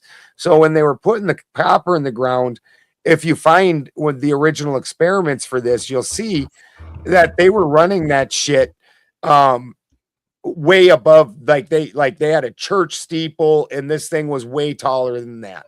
They were making towers, and what they were doing is taking advantage of, there's a differential between the ground and upper atmosphere that you can draw voltage from. And just like plumbing and pressure and water. The higher pressure, same with voltage. And so you can then, and what these people are doing is just making like little copper coils and shit and putting it in the ground. Now, copper draws hydrogen. So it's definitely, this part of why, like, they talk about wanting to use copper tools in your garden and shit. So, I mean, it's probably not hurting anything, but is it doing all of what they're talking about with electroculture? No, they aren't doing. This is similar to like those aragonite cubes that fucking people sell, and they talk about it being off of Wilhelm Reich's research. Well, Wilhelm Reich's research was an orgone accumulator, and it included 7 layers of organic and then inorganic material that were specifically interlocked.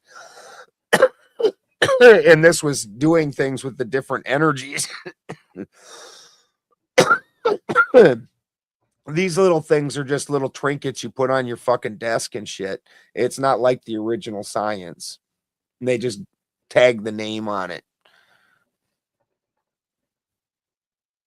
That's how I feel about the electroculture too. It's not like the original science. They aren't making 100-foot tower to do it. I did see like a friend, she bought, I think she had like 10 copper rods and she put it in her plot, and there was like a whole community garden. Everyone had a 10 by 10 plot. And when I was there, like it was like probably like 2.5, 3 months into the grow season. Her garden was significantly larger than everybody else's garden there. So I don't know if it was that or what, but like I think there is something to it. So. It's hard to say because that's not really a very good scientific method to it. It's saying at the very least that she's a good fucking gardener, but we don't know what everybody else is doing to their plants and soil. If she's doing things like that, it sounds like she probably likes taking around in her garden and really taking care of her plants, and good for her. And she's probably a fantastic gardener, but if she really wanted to do the test, she would take 2 raised beds, make 1 batch of soil that she distributed to both beds evenly, and then every time made sure she did the exact same thing, that the 2 were under the same sunlight conditions, and that she fed exactly, watered exactly, the whole 9. The only difference was 1 bed had these coils and the other bed did not. And if she showed a difference, and I had some friends that did it, and they didn't really, they did inside their personal gardens, they didn't really see too much of a difference. I've seen videos of people on YouTube saying they got a pretty substantial difference. It was an interesting, probably 2 years ago, the electroculture community really kind of popped up. But like I said, if the primary deal on it is you're trying to find voltage and either stimulate or repel pests, and you'd need enough to get that voltage. Or again, your copper draws hydrogen. Hydrogen's great in the water or in the ground. It's good stuff. Well, and I was going to say, a lot of times you'll find that when you get those results, it's not just one thing. It's many things that they're instituting in their growing patterns. So they're using natural fertilizers. They're doing it in specific places in their garden, using specific neighboring plants, things like that. They're using multiple tactics, and that's why they have those results. Again, it's the knowledge base and being able to use all those different tools. Yeah. Well, it was in her case, like there was probably like 20, 25 plots. Everyone had a 10 by 10. And in her section on the corner, she lined the whole garden with little miniature American flags. So I don't know if the plants were more patriotic in a sense, and that's why they were bigger too. I don't know. Plant, they say that that's if you ever look at the Matsumoto experiments, pictures and things like that have effect on seedlings and on fucking seeds and on water and on things like that. So that's very interesting what you're saying right now. Spin, I have to go here in a second. Oh, okay. If you want, do your my outro. Final thoughts, and I think we're all gonna get out of here. Okay. Very directly after that, Ben. What do you think? We've been 3 hours and 30 minutes. Yeah. All right, so Miss Nova Star, Yes, Nova sir. Star, your final thoughts on the panel, ma'am. Final thoughts on the panel is Mars is in retrograde because all the gentlemen are at each other's throats. I have pads for everyone. If anyone need one, I love you all. Come see me tomorrow at School of Thought, THOT. I will be doing an episode on more conspiracy theories of who the new Jack the Ripper might be of Hollywood. Thank you so much for tuning in. I'll see you again soon. Bye. Oh, good, Nova. Me and Toasty will be there. We have some more reflecting stuff for you in the pool. Holy fuck. Mooney, your final thoughts. The reflecting pools. My final thoughts are eat the ugly looking vegetables because they're natural. They're actually taste good. Continue the chaos and don't be a moron. Awesome. Mr. Clay. Oh, Mr. Clay. You're what fun. Oh, what fun this was tonight. Thanks, guys. What fun it is to ride in a one. Oh, sorry. Yeah, speaking of picking on Santa, for my closing, I would just like to address the statute that he provided.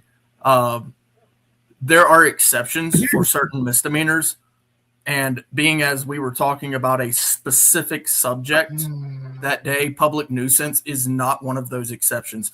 Those exceptions fall under the categories of domestic violence, traffic accidents, DUIs, criminal trespass and assault, shoplifting, and theft. Those are the exceptions in that particular statute.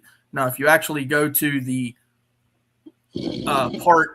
part one of that statute, or no, part two, excuse me, it says a misdemeanor has been committed in the officer's presence and probable cause to believe the person to be arrested has committed the offense. So there are certain misdemeanors that, yes, you can commit outside of the officer's presence. However, those are the exceptions. We were talking about public nuisance that day. Public nuisance is not one of those. And particularly for public nuisance or those other types of things, there's a long form complaint, and particularly that incident, the neighbor would have had to fill out the complaint. The officer would have actually had to take that complaint form to the county attorney's office to get a summons. And then on top of that, stacking the charges, right? The charge actually would have had to be valid in the first place, the original charge. So yes, there are these exceptions, but the exception is not at all what we were talking about. And I really enjoyed the second topic there. You guys talking about the food, problems that we're having with the stuff coming from overseas, even stuff being done here in the United States. People are adding all sorts of bullshit. There's one particular bullshit short that comes through my feed all the time. Black Coot Farmer or something like that. The guy's got a massive amount of chickens, and he's always debunking a whole bunch of bullshit, which is really funny to watch. It's really funny to watched. I forget. I think that's the name. Black Coop something. Black Coop Farmer or something like that. Hilarious guy, and I really enjoyed that conversation. And I just I wanted to hold back because I wanted you guys to have that conversation. At some point, I just kind of have to sit back and let people be people. They can be wrong all day, but if I don't allow them to be wrong, then we'll never know. So I appreciate Santa. I do. I'm glad that he comes up and challenges. I also need to be challenged just like him. It's fair. It's fair. And I do get things wrong too. You cost me $500, motherfucker. No. If he wants to pay you for me being right, he can pay you. Actually, he would be paying Ben, right? But the fact of the matter is the subject matter that we were discussing that day had to do with a particular misdemeanor, the nuisance statute, which has to be seen in the officer's presence. So, Santa, I'm not a gambling man. I'm not going to take your money. I will be right on this, but I'm not going to take your money. Thank you. No, but I sure as fuck will. Mr. Balchinian, the Balchinian, your final thoughts, sir. Man, Ben, you got to get a hold of me in private. I gotta take care of these fucking balls on my chin, man. Help me out, brother. Mr. Hard Talk Toasty, sir. Oh God, Spin, I hate it when you give me these grips because then I have to put my balls in the fryer, and that leads to a lot of GMOs being put out. You know, you guys should come and see us tomorrow at School of Thought. I think I will be going up with her to talk about mysterious conspiracy theories, and I will be officially launching my Let's Send Toasty to Texas dono grift, and we will collect all this money and we will go meet everybody who's going to be at the debate con in July. Thank you for your attention to this matter. Mr. God's favorite aunt, your final thoughts on the panel, sir. Astrology is fake and gay. And the moon isn't real. And the moon isn't real. Mr. For the Win. The moon's very real. Is there gold on the moon? I would argue that astrology is not fake and gay. Just ant, as usual. Voter ID, yeah, we're going to get it. I don't think we're going to ever see the Save America Act by Congress. I still think that's a trump card that needs to be played here yet. But 2020 definitely was stolen, and it was done for very good reason, and it was allowed to be stolen. And, you know, we're going to see the results of all that here shortly. So that's all I got. Awesome. And we're going to play this video. We're going to come back. Then we will say goodnight and play the outro. America Rising Media. Live from Washington, D.C., Spin City is on the ground at the National Mall, broadcasting the 250th anniversary of the United States of America. Join us July 3rd and July 4th for fireworks, freedom, and the greatest celebration this nation has ever seen. 250 years of liberty. Don't miss a single moment. America Rising Media. Live coverage of America's birthday. Good night, everybody. We will see you tomorrow. We will be over on the Raging Tomato channel. At least some of us, anyway. The Balchinian, who knows where he'll be? I know where Ben will be. I know where I'll be. Good night, America. We'll see you tomorrow. Spin City. Spin City on the screen, got the room on 10. Breaking news, panel smoke, then he does it again. The bass in the morning, debauchery at night. He steps in loud and he don't back right. Clip it, post it, watch the chat explode. One more take, then he takes the road. He talks that talk with the grin and a stare. The other side's talking, he already there. Hold up, here he comes. Hands in the air, let the verdict come. No more hush, no more shade. Spin City live and the whole place sways. Spin City, Spin City. He don't play it safe. Spin City, Spin City. Bringing fire to the face.